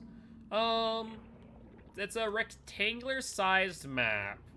So putting a portal on this side of the map is not a bad idea. And putting a portal probably on the opposite side over in the Carnival wouldn't be a bad idea either, arguably. Let's also break some doors in passing. So that way we can reduce resources later down the line. Not on this gen. Let's put a portal here, though. We don't want to put down too many portals, arguably. Had someone request demo build tonight. So they are here on Ruin. That doesn't have a lot of progress. Bilkai has camping cross map. Oh yeah, there are some nasty things you can do with Demo's portals. No doubt about that. I didn't charge up fast enough. Or soon enough, rather, to be exact. I will say the amount of progress on that gen might suggest 2 people, but doesn't look like it. Scratch marks going from left to right. Stopping here. Yep, there's Claudie. That's fine. We'll reduce resources. They're still off the gen. There's still 2 people on gens elsewhere. Scratch that, 1 person on gens elsewhere, as we do see Nia. Split hit. And hit the pallet. Go for it.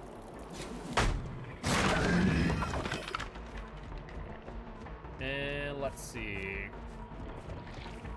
She'll not drop. Let's mind game. It was the build that Astarva featured on a stream. Was the build, to be exact. I'm curious. There's Dead Heart. Excuse me. Oh, Leon must have went back onto his gen. Alright, let's put you here. Let's check the gen that they're on over here. You don't see anyone outside of 40 meters, suggesting they're still nearby. There's Leon. And they must have been aura blocked on that gen. Hi, Leon boy. And Marijuana. How you doing today? I love the name, by the way. Welcome to the Guilty Ones. I am Mark, aka Guiltspire. I'm an educational Dead by Daylight player. He teaches Ghosts how to play Killer and survivors how to play against Killer. Very happy to have you here. Alright, Leon seems to want to inch to drop every pallet. Will he play window? He does. Add the red light. You'll have to drop this pallet.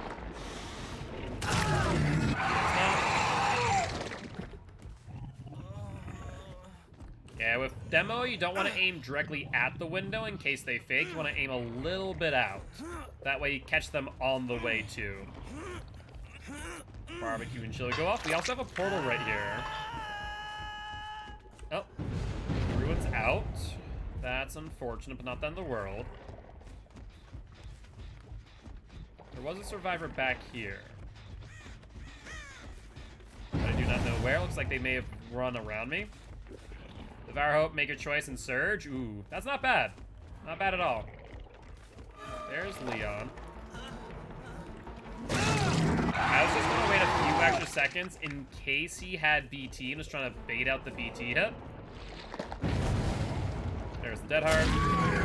And Leon DCs. Why, Leon? Why would you DC? I'm curious now if Leon had a DS and was wanting me to eat it. Or if he had BT applied and I waited out just long enough. I wonder.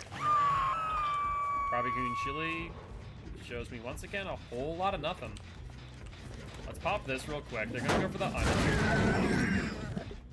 Unfortunately, because Leon was the obsession, however, it does mean that I will no longer gain stacks of save. So 2 of my perks are dead at this moment. I might have to purposely eat a DS. There's Nanook. I mean, no better time than the present to see if we can eat a DS off of Nia. That looks like Jane's gonna try and take aggro instead. So we'll do this. Hi, Claude. Interesting choice to sit there. There really wasn't a reason to. It's not like you have a flashlight for a flashlight save either. Add the red light and swing. Almost got her on the pallet camp. She'll probably go back to the pallet though. Let's get down. And let's hook you next to our portal. Blend deck gonna blend? Apparently. You see 1 person in the middle. That should be Nia based on the aura read, I believe. That is indeed Nia. She's gonna go for the drop down. Keep in mind that she has Dead Hard. She has a vault. Yep, we'll vault with her. And she has a pallet, but she does not play it. Why? Let's actually get her to loop this way. Red. I was hoping to get her to loop the other way, where I could probably have gotten the hit, but oh well. She'll vault again. She doubled back. She did not. Oh, she did. She has pallet. It's the very weak pallet, however. And we're on to the right idea, just not the right execution. That'll be number 3 on that window. Right here to my left. So she can't reuse that one. Yep, that's fine. We'll shred. And what's the game plan now? You've used up a lot of these windows. Should vault that one. No dead harders left. Let's down you. Put you on hook. Doesn't sound like they're on the gen in middle at this point. So what gens are they on? Probably that one to my right. Let's take a look. Yep, I was correct. Scratch marks falling off it, and what looks to be a Jane to my right. No, that's blood. That's Claudette. Alright, Claudie girl. Let's chase you. Will you go for the window or go for the pallet? Go for the window. Quick and quiet. Do you have a dead heart? Let's shred you. And put you in the basement. Hopefully we can find Jane thereafter off a barbecue and just end this match. There it is. Yes, we can actually. Now, we don't have a portal directly next to it, but it's at least closer than I am right now. It'd be faster to teleport here than it would be to walk the entire way. Hi, Jane. Yes. I will read your fortune. Your fortune is that you shall die. What's my fortune? My fortune's that I will kill the Jane. Ah, I see. Thank you. I appreciate it. And with that being said, let's do as the fortune teller says. Put down a portal for some extra blood points. Then teleport.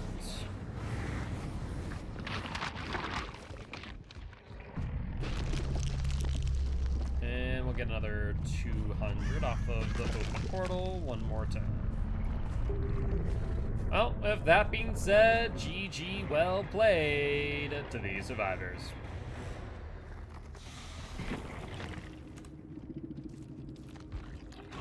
I am curious to check, once again, if Leon had DS. It was so strange that he DC'd after being re-downed. Like, I wasn't going to pick him up because he was the obsession, but... I mean, hey, you do you, I suppose.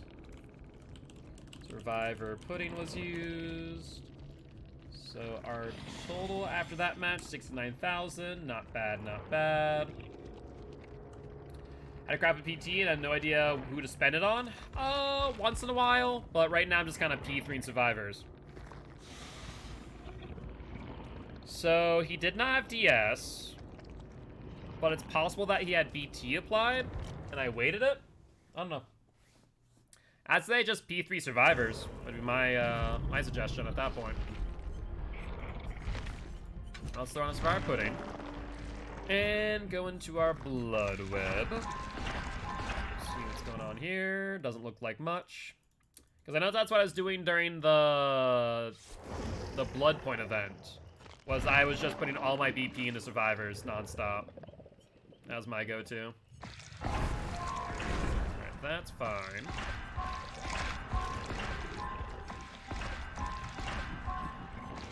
You.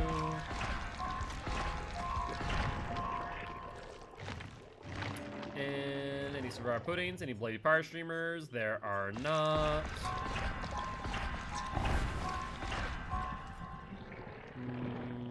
Let's grab that.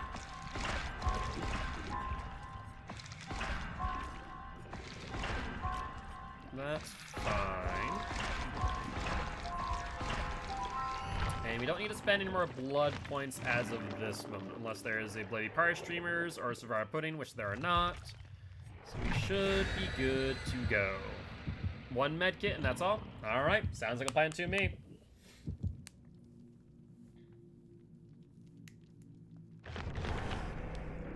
Jar of salty lips and no other offerings. GG's, refund DC though. GG's, Vulture Nest. I appreciate stopping by, saying hi. Would love to have a year's party Guilty Ones if you are interested. Yeah, I don't know why Leon DC'd either.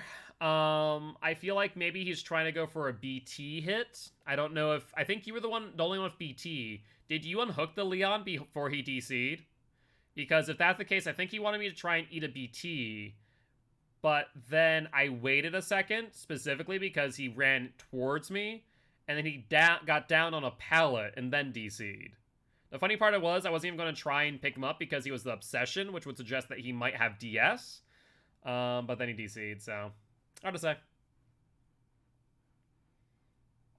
But if you were the one to unhook him, that would explain why he may have DC'd. Because I waited out the BT.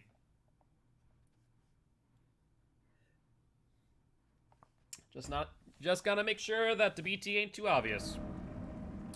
Mother's Dwelling or Temple of Purgations. Looking like Mother's Dwelling. So we're going to put down a portal.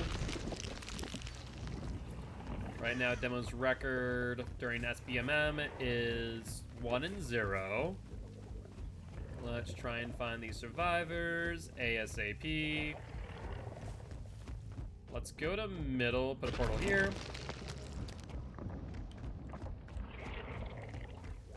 Check these gens.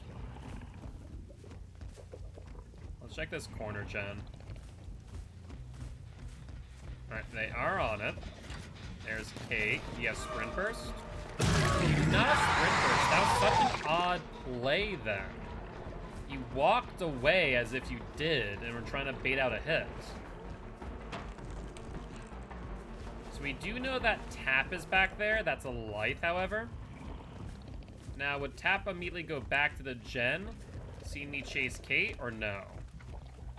That's the question of the day. Hard to say for certain. Let's put down a portal real quick. We do see a gen on the back corner be done, however. That's less than ideal. We know at least 2 people are off of gens, now 3 people total. We don't know where the 4th one is, however. So let's actually patrol our other gens. Nothing here. Alright, in that case, I want to play this. Let's go back to Tap's gen. See if he's on it. No such luck. Okay, I don't think they're in middle either. Let's double check. Nothing on middle. Let's check Shack then. Alright, we do see Nia. No work on Shack as of this moment, however. Now, scratch marks would indicate she's still here. Good hit. We got caught on the locker. It looks like she's leaving Shack entirely. Going to this pallet. Continuing and holding W more or less. She's now on this tile. Unless she has a dead hard. But she does. Nicely done. Shred. And now what? Whole lot of nothing. What gen did they... or which portal did they cleanse? Looks like the one on the right. So what we're gonna do, we're gonna activate this portal and portal to middle.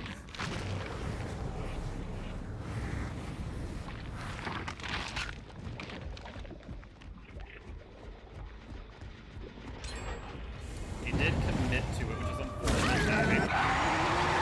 We'll hit the Kate, and then she has a pallet to her left, probably. Yep.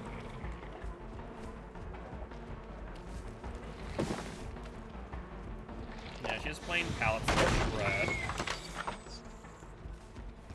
She goes inside. That was a life. That's right. Completely forgot that she had life. Should be paying more attention. She has a pallet and a window on this loop. But she doesn't play them. Strangely enough. So she'll go down respectively. This will mean we're 1 for 1 on hooks the gens. As of this moment, they're probably gonna cleanse. Which is fine by me. There's nothing much directly there. That is A-okay. We see see them working on the heal. I feel like there may have been a person on the gen over by Shack on the right. So we're gonna want to make our way over there. Another problem is that we do see Ruin is in between where the heal was and the hook. Chances are they might stumble across that as they're on their way.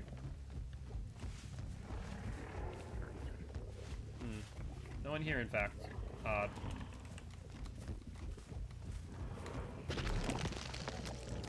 Well, let's make our way back to the unhook.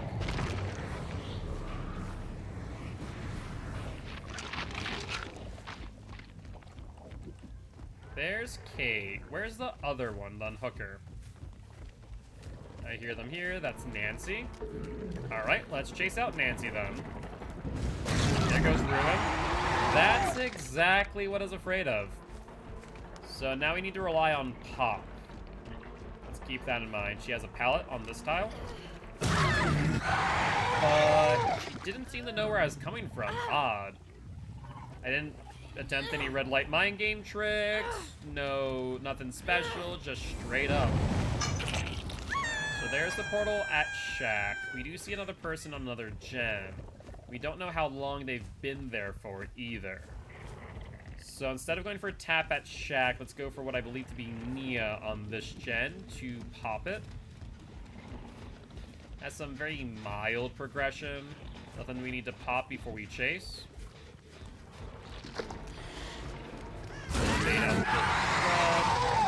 Instead, we'll get the M1.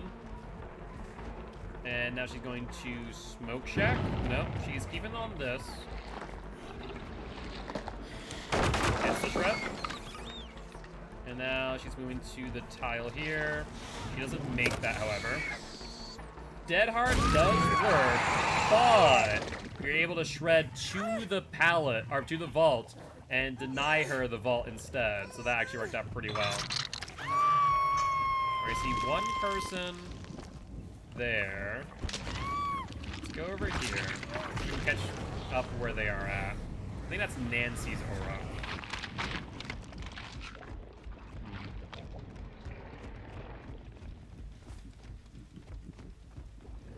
So far, nothing.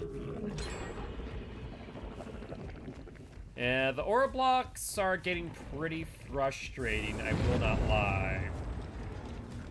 We do see scratch marks suggesting they're heading for the unhook. So let's pressure that. And instead of going for the pickup right away, they go for that. That's a mistake in my opinion. Though it would basically save you time, save you from me teleporting to you, but still not a good idea.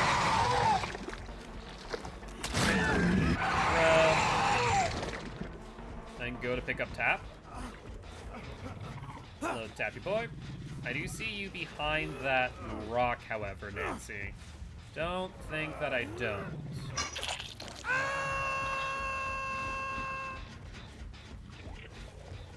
There's the Nancy. Let's go for her ASAP. Thankfully, we are on 7 stacks of save at this point, so we are going to make up distance quick. Nia's over here. And Nancy's in no man's land. Let's hook you. Man, you guys make a lot of distance now when you're on the ground, I will say. No one's gone for the unhook. I'm surprised that we didn't see Kate do so. Barbecue usually shows me nothing. But there's the unhook. There's Tap, and then there's Nia. Let's go for Nia, then. We still don't know if there's a DS in game or not. Yeah, he tries to bait out the shred again. Not having it. Let's break instead of shred. It'll be just as fast. And let's continue on her. She has another pallet coming up on this tile. Let's the shred, keeping our distance. We can know for a fact at least 3 people are off a gen since they're healing.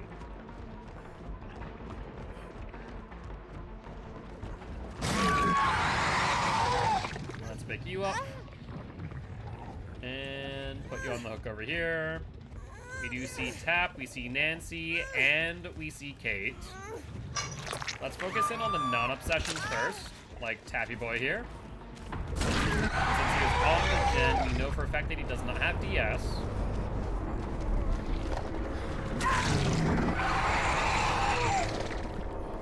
Let's put you on a hook. I do believe that you are dead on hook. No, you're not. Now let's go back to the gen. This is poppable. So let's get it regressed by 20 seconds. And Nancy, if you think I have not seen you, you are dead wrong. Let's wait out the momentum. And let's get a bit ambitious here. There's the dead art. Let me get that out of the way. Let's hook you. Which should mean Nancy's on death hook as Kate has only been hooked once. And then we can go for Kate thereafter. Looks like they're healing. I could have teleported potentially to middle, and that may have helped out a bit, but they're gonna spend 16 seconds healing. Right behind these trees. There's Kate.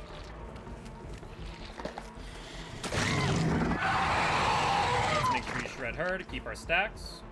Not that we'll need them for too much longer, arguably.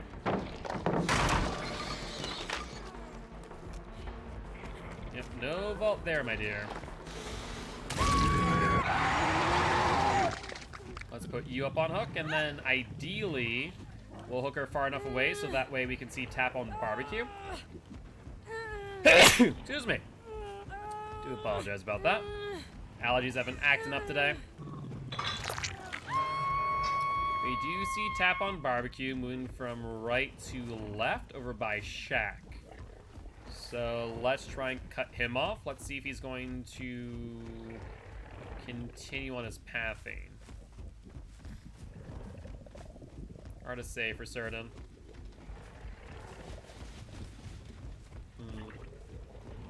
No real signs of it.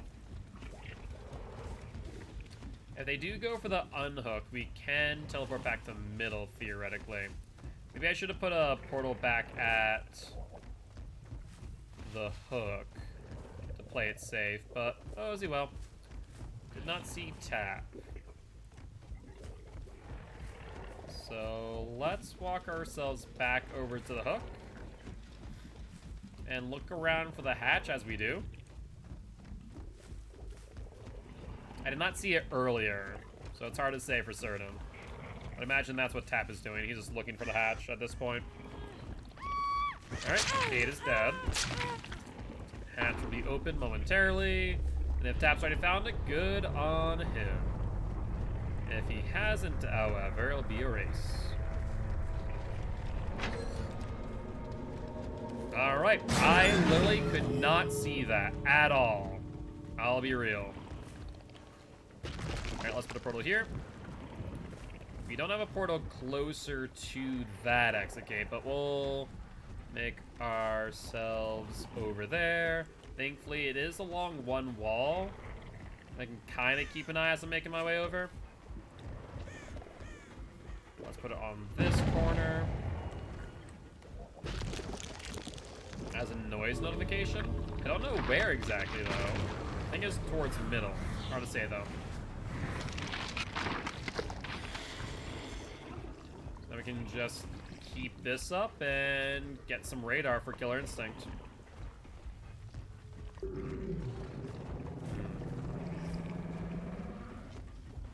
I can see that one there, but I can't see this one. Nope. I think we can see both now, so we don't even need that if we don't want. But might as well have it up for an early warning. Doesn't hurt.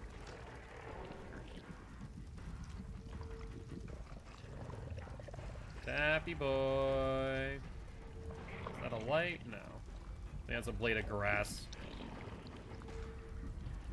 Yeah, I can see that little flashing there, but it's not the red light. It's just me being able to see the exit gate, but like a blade of grass hitting a pixel or something. I don't know which.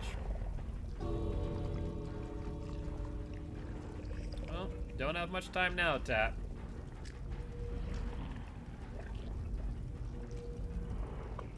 And looks like he's not going to go for it, which I respect. There's not exactly many ways out of this scenario unless he found a key, theoretically speaking, which is a play. I have seen people get that lucky, to be real. But with that being said, that will be another win for the Demogorgon and make it so that at this point in time, we are 2-0 on SBMM. Not bad at all.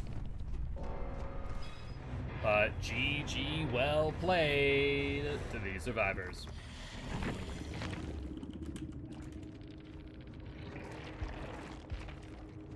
Alright, let's take a look. That's another 4K for a demo, put up to a 10 win streak. Not bad, not bad. 7,300, 8,006, 555, 7,900, 4 stacks, and a hollow shell was used. So total blood points for that match, we're looking at 66,000 blood points. Alright, let's ready on up and go back into our blood web while we are waiting. 2 more matches of demo, and we'll probably end the stream at that point. We'll be a little bit over where I initially expected. But that is a-okay by me. This is a massive blood web, holy hell though. I hate these type of blood webs. There's no branches for the entity to really take over. There's a few here and there, but it's pretty meh.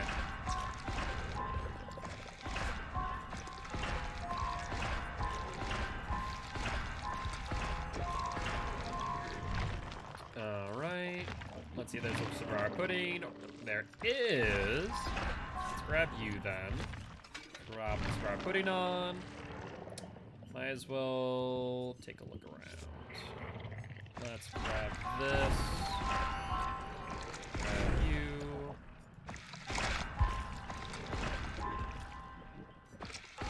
That's fine. And what does our next blood web look like? Bloody party streamers, cigar pudding? Yes, no. Bloody party streamers. Good stuff. Not bad at all. Toolbox, flashlight, then nothing else in the other two's hands. Sounds like a plan to me.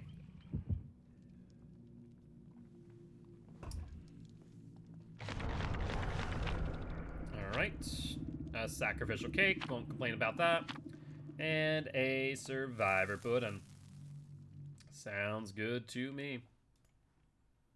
Right now, we're at 35,445,000 blood points.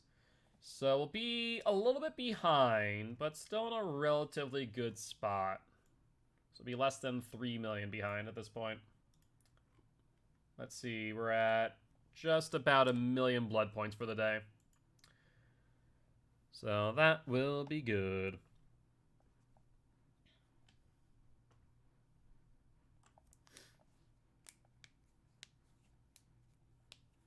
Alright, hopefully get no more Mother's Dwelling. That would be nice.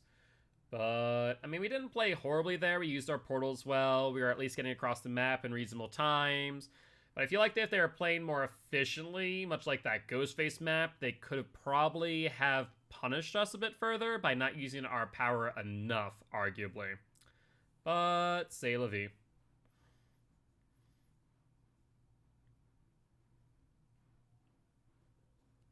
So this will be our 3rd match of SBMM on demo.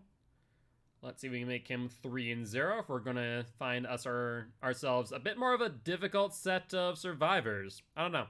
I feel like also late night SBMM is still a bit of an issue as there's less killers than there are survivors. So I'm not sure how that works in those situations.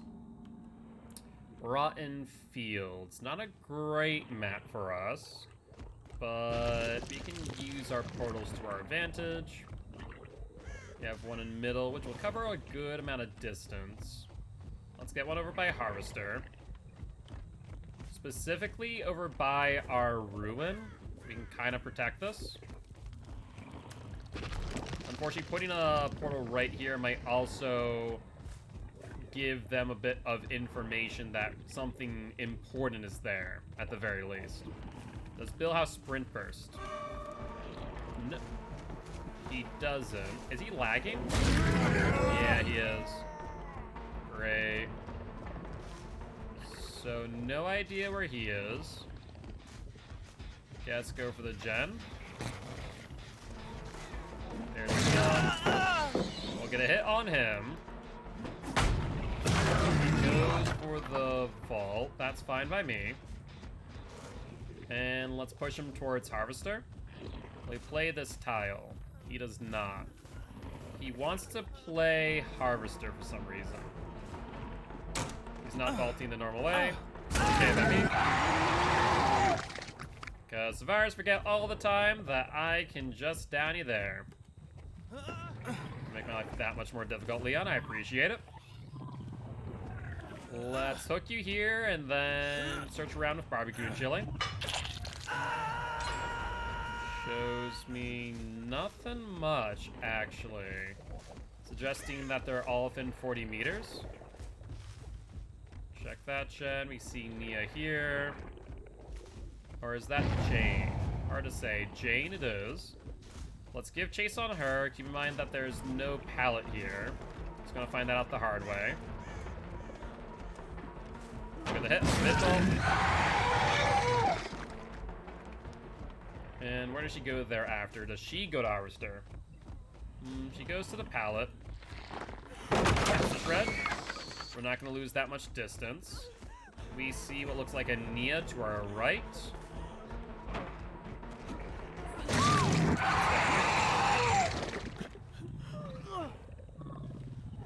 And put you on the hook.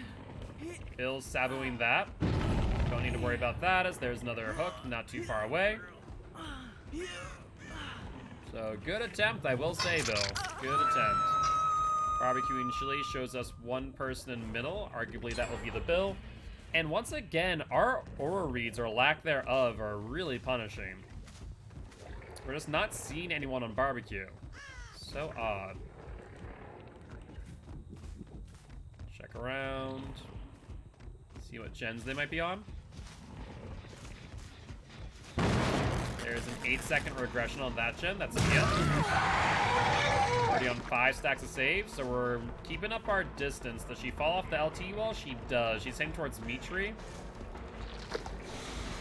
Let's down her before we can be able to get to it so we don't have to waste time on it. At the same time, I kind of want to obviously get rid of the pallet Mitri, but it's not the be-all end-all. You only see one person on the aura read. No idea where the other one is. Because of that, let's pressure the unhook.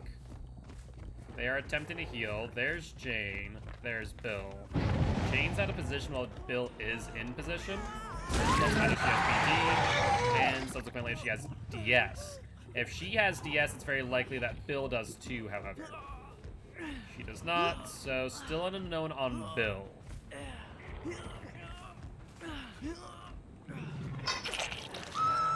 Barbecue and chili, once again, shows me only one survivor. Over by Mitri. They were on the gen, that's Nia, which means that she does not have DS.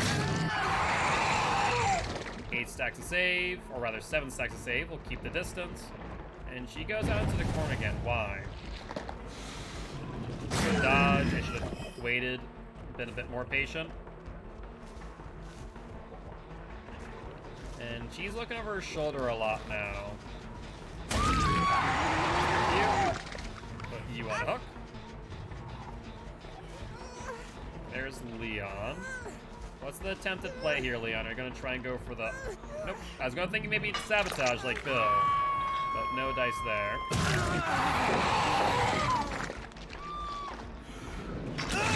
I'll throw down you. Put you on hook, Leon, me boy. Let's see if the others are on a gen at this point. I think we see one person to our left. And we see one person over here. We also see blood more likely than not from the Nia. Also looks like there's no one on that gen after all. Unfortunate. There's Nia. Will you play Locker? Or LT wall, rather. Good dodge. Let's play the T-wall again. And she falls off it pretty early. She does have a pallet, however. So shred, pushing her back onto the T-wall. Now onto the L-wall. Down. And we still haven't hooked Bill, have we? He's our only stack of barbecue left. Which does mean that everyone's on death hook. All the non-obsessions.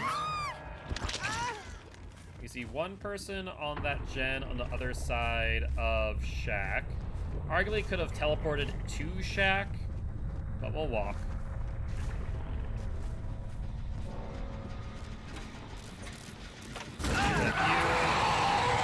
And we're going to pressure Jane as well, as that way Leon's less incentivized to go for the gen. She vaults. Okay. He goes to meat tree, which could be a bit of a problem. Shred that. Flashbang. Good attempt. On a normal... Hey, she's lagging. I don't know where she went now. That was unfortunate. We had the potential down, but because of that lag, I wasn't sure where she's going to end up. Insta shred.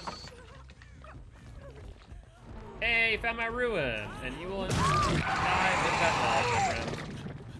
Let's put you up on hook, and we're gonna try and find Bill before I can find Leon. Would be nice. We see 1 and 2. I want to say Bill's on the left one, but let's check this one for Leon real quick. If he is there, we could potentially just down him, and then go for the one that Bill was on. Perfect. So we'll get our hit, we'll lose some stacks to save, but that's okay. Don't need to worry about that too much. I wasn't expecting them to just play that. Strange decisions, Bill, but okay. And where are we heading off to? You have another pallet? How about that even insta-drop it? He vaults. Fine by me. Now, he actually played himself here by going on that backside. Makes it very difficult for him to move around. Now, Bill could theoretically have a deliverance. This will be his first hook. But we'll try and get Leon to a hook pretty close thereafter. And this way it even stops him from Kobeing, which he's attempting to as of this moment. That's 2. Number 3 is entity summoned. And that will be that. Let's get some extra deviousness points, but putting on portals. Since we did not get many shreds that match, I would say. I think maybe 1 or 2. Oh, and hatch spawned right underneath me too, holy hell. GG, well played to these survivors. Hey, GG's Pokey Yuki. I appreciate you stopping by saying hi. I am Mark, aka Guildspire. I'm an educational Dead by Daylight player, here to teach ghosts how to play killer and survivors how to play against killer. Very happy to have you here. Would love you to join the Guilty ones if you are interested. What was our blood point offer in that match? I want to say Survivor Pudding. It was perfect. And sub total for that match, we're looking at 76,000. And Demo now moves on to an 11 win streak. And Pokeyuki, thank you much for the follow. Welcome, welcome, welcome. Would love you to join our community Discord as well as our YouTube channel if you are interested. You can find those links right in our link tree. Alright, we'll get our reward. And let's also grab our challenge. Perfect, perfect. And thank you much for the reminder to stretch. I do appreciate it. Alright, so I do believe that was our 3rd match of Demo. Which puts Demo 3-0 on SBMM. So this will be our last match of Demo Boy as of right now. Now let's take a look at the blood web.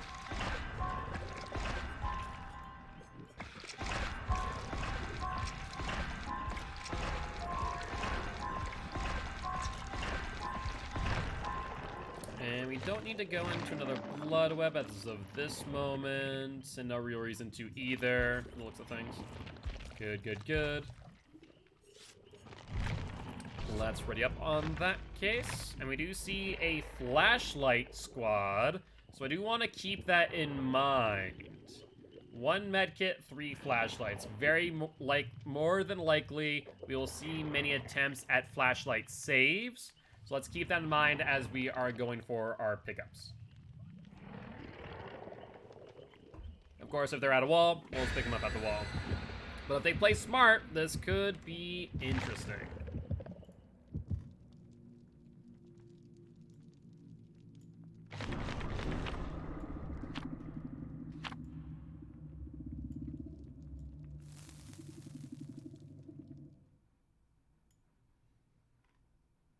Wait, what? Was that our last match of demo? I'm confused now. 1, 2, 3, 4, 5. That's Legion. 1, 2, 3, 4. That's Plague. And 1, 2, 3, 4. Okay, no. This is our last match. Okay. I must have miscounted the first time I looked at it. Like, wait 1 second. Was that our last match? But no. We're good. We're good. We are good to go. Alright, let's see what our last realm of the day is going to be. Fingers crossed for no Mother's Dwelling, but now that I've said that, however, the entity will probably give us that instead. More likely than not. So, Ghostface was our second killer during SBMM that went 4-0. Demo might be our third. I am surprised too is the thing. I feel like we're playing really well with demo, and the game's like, eh. So either Disturbed Ward or Father Campbell's Chapel. Verdict is Disturbed Ward. So we're going to want to use our portals here. We want to probably put 1 on each side and then in middle as well to play it safe. We should also break this door on the left-hand side right here. That way they can reduce the value for later. We're gonna put a portal upstairs. There goes Ruin very quickly. That is unfortunate, but does give me some inclination as to where they are as of this moment. Let's see. We didn't see any scratch marks. It's hard to say for certain. Scratch marks going to the gen. And looks like they respected Terry just very quickly. They spent very little time wanting to be around me. So we know 1 person's off a gen, but with Ruin being gone this early, we want to commit to our chases instead of just pushing them around on the generators, arguably. That was a 2-person gen at the very least, very possibly a Prove Thyself in addition to. She goes for the vault, and because we had not started chase, that means that that vault did not count towards the progress of the, the vault progress. Vault counter, whatever you want to call it. Hide red light, see if she pallet camps. She does not pallet camp, instead she insta drops. Let's keep that in mind. Does she have a dead heart? That was a 2nd gen. Very quickly as well. Very interesting. No footsteps for the flashlight save. We do see someone trying to. On our right. There's Cheryl. I'm sure, though, since that gen went off as quickly as it did, there's more likely not a 2nd person and a non-obsession on top which. So let's pressure the Feng Min. That way we can ideally go... Where is he playing? He's playing out on the Z wall. Alright. Scratch marks go towards pallet. Dead hard. There it is. Up, down. It's hard to get the angle for the flashlight.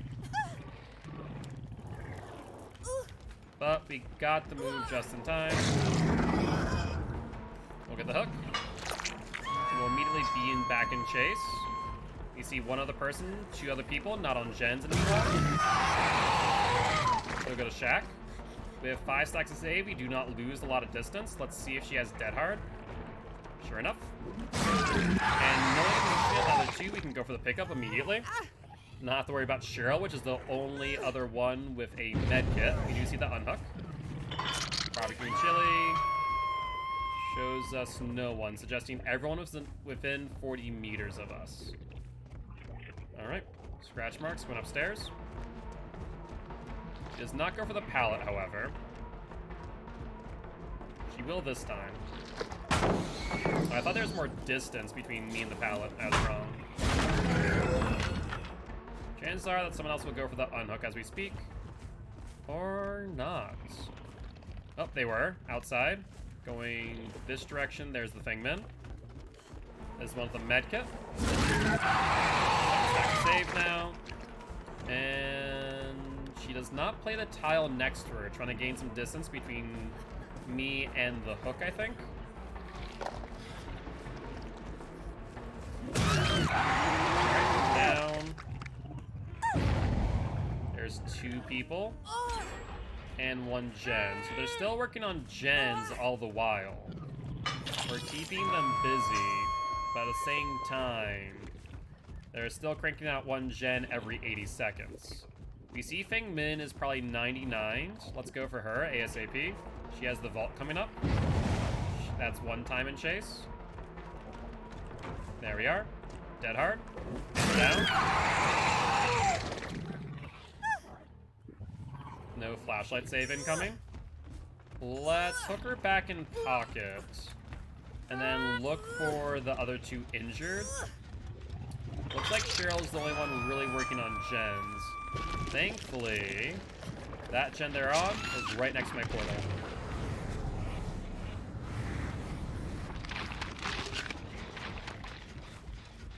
We see Cheryl, but there's 2 people there. One of them should have been injured, theoretically speaking. But we'll go for Cheryl at this point in time. Shred, stack to save. She's gonna move to middle. We don't see any sign of them going for the unhook yet. Keywords, of course. Shred. 1 person's on that gen, actually. We're gonna ignore Cheryl for a second. I want to pressure this gen ASAP. See if the person's injured too. And sure enough, they are. Excellent. Good fake on the vault.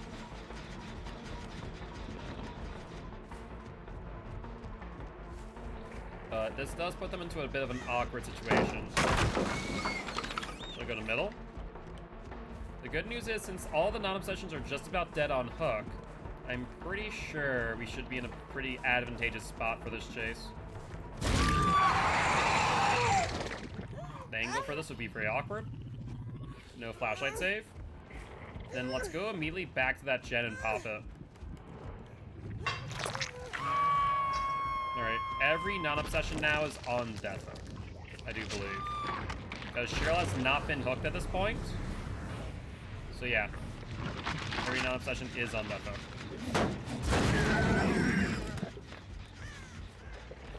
Let's make our way back to the unhook. I know if that's a non-obsession, not Cheryl. I think that's Cheryl, though. Which would be a smart play by them. Now, they didn't go for it right away. There's additional scratch marks suggesting more than 1 survivor here. There's Feng Min. Let's go for her. She'll probably vault. No, she doesn't. That's surprising. That's it. And she'll go down to the vault, I think. Pallet. We'll dodge it. No additional pallet there. How do you want to play this? A lot of survivors forget that I can actually dodge that pallet entirely. Dead hard. Getting on it. There it is. Down. And we have basement right here to work with. Sounds like middle might not be a bad pop target. 8 seconds off of that gen. That has a portal next to it. We're gonna portal.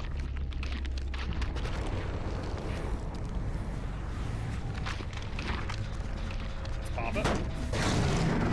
These signs where the survivor went.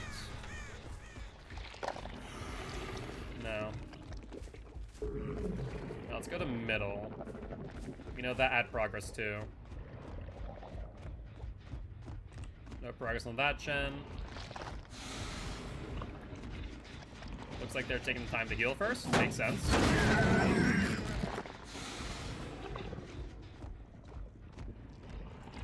No progress there. Let's check this pocket. We found another non-obsession. Ania. We'll get a hit here. And looks like she's going to shack. Do we have the distance we need to go for the shred here? There's Dead Hard, but not good enough. There's one person on the gen at the active portal next to it. Let's keep that in mind. So we're probably going to want to portal immediately there.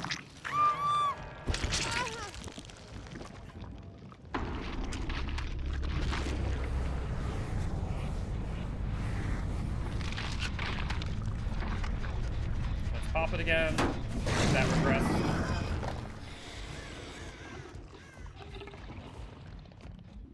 Alright, let's check middle. Very mild progression. Let's check this pocket then.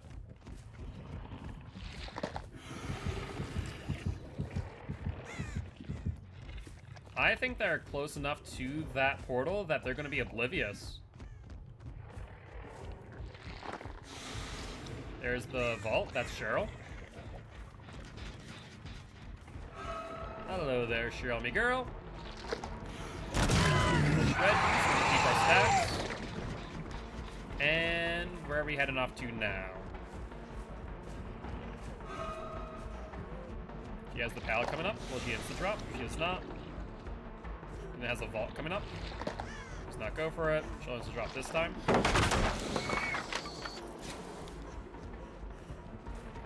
I can still track you while blind. That's not much of an issue. And I don't know if you have Dead Hard or not. You do. That lowered down. You want to Dead Hard past the pallet. The pallet was going to be your saving grace, but not today, my friend. Let's see what we find on Barbecue and Chili for the last non-obsession. And worst than worst, we put a portal at her feet.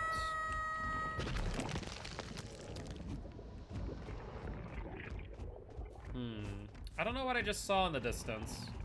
I feel like it was something, but maybe just something rendered in. C'est la vie. Sounds like they were working on this gen after all.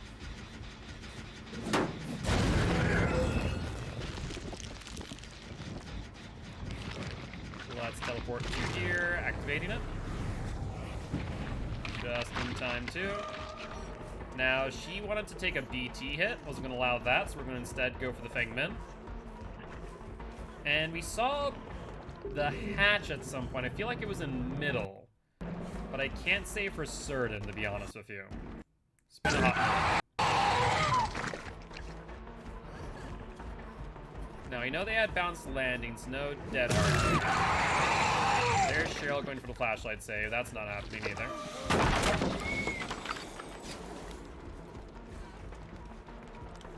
It's hard for me to hear Cheryl's moans through the Feng Mins. There she is. Pretty sure we've already used this pallet too. So attack you. We're not gonna pick you up because you could potentially be the obsession since you have DS. But with that being said, that should probably result in us getting a 4K.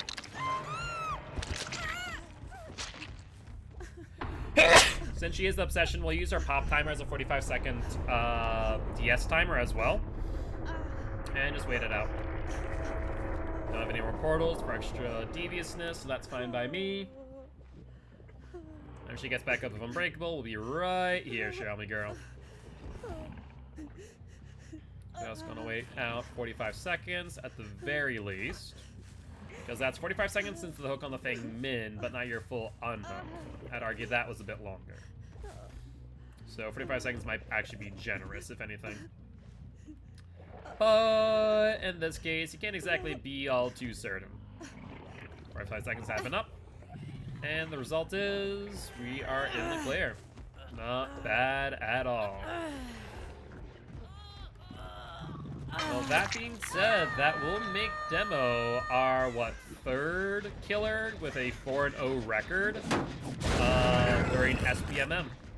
Not bad at all. I will say that SPMM today seemed a bit off on Demo, but it wasn't so bad that it was noticeable. But GG, well played to these survivors.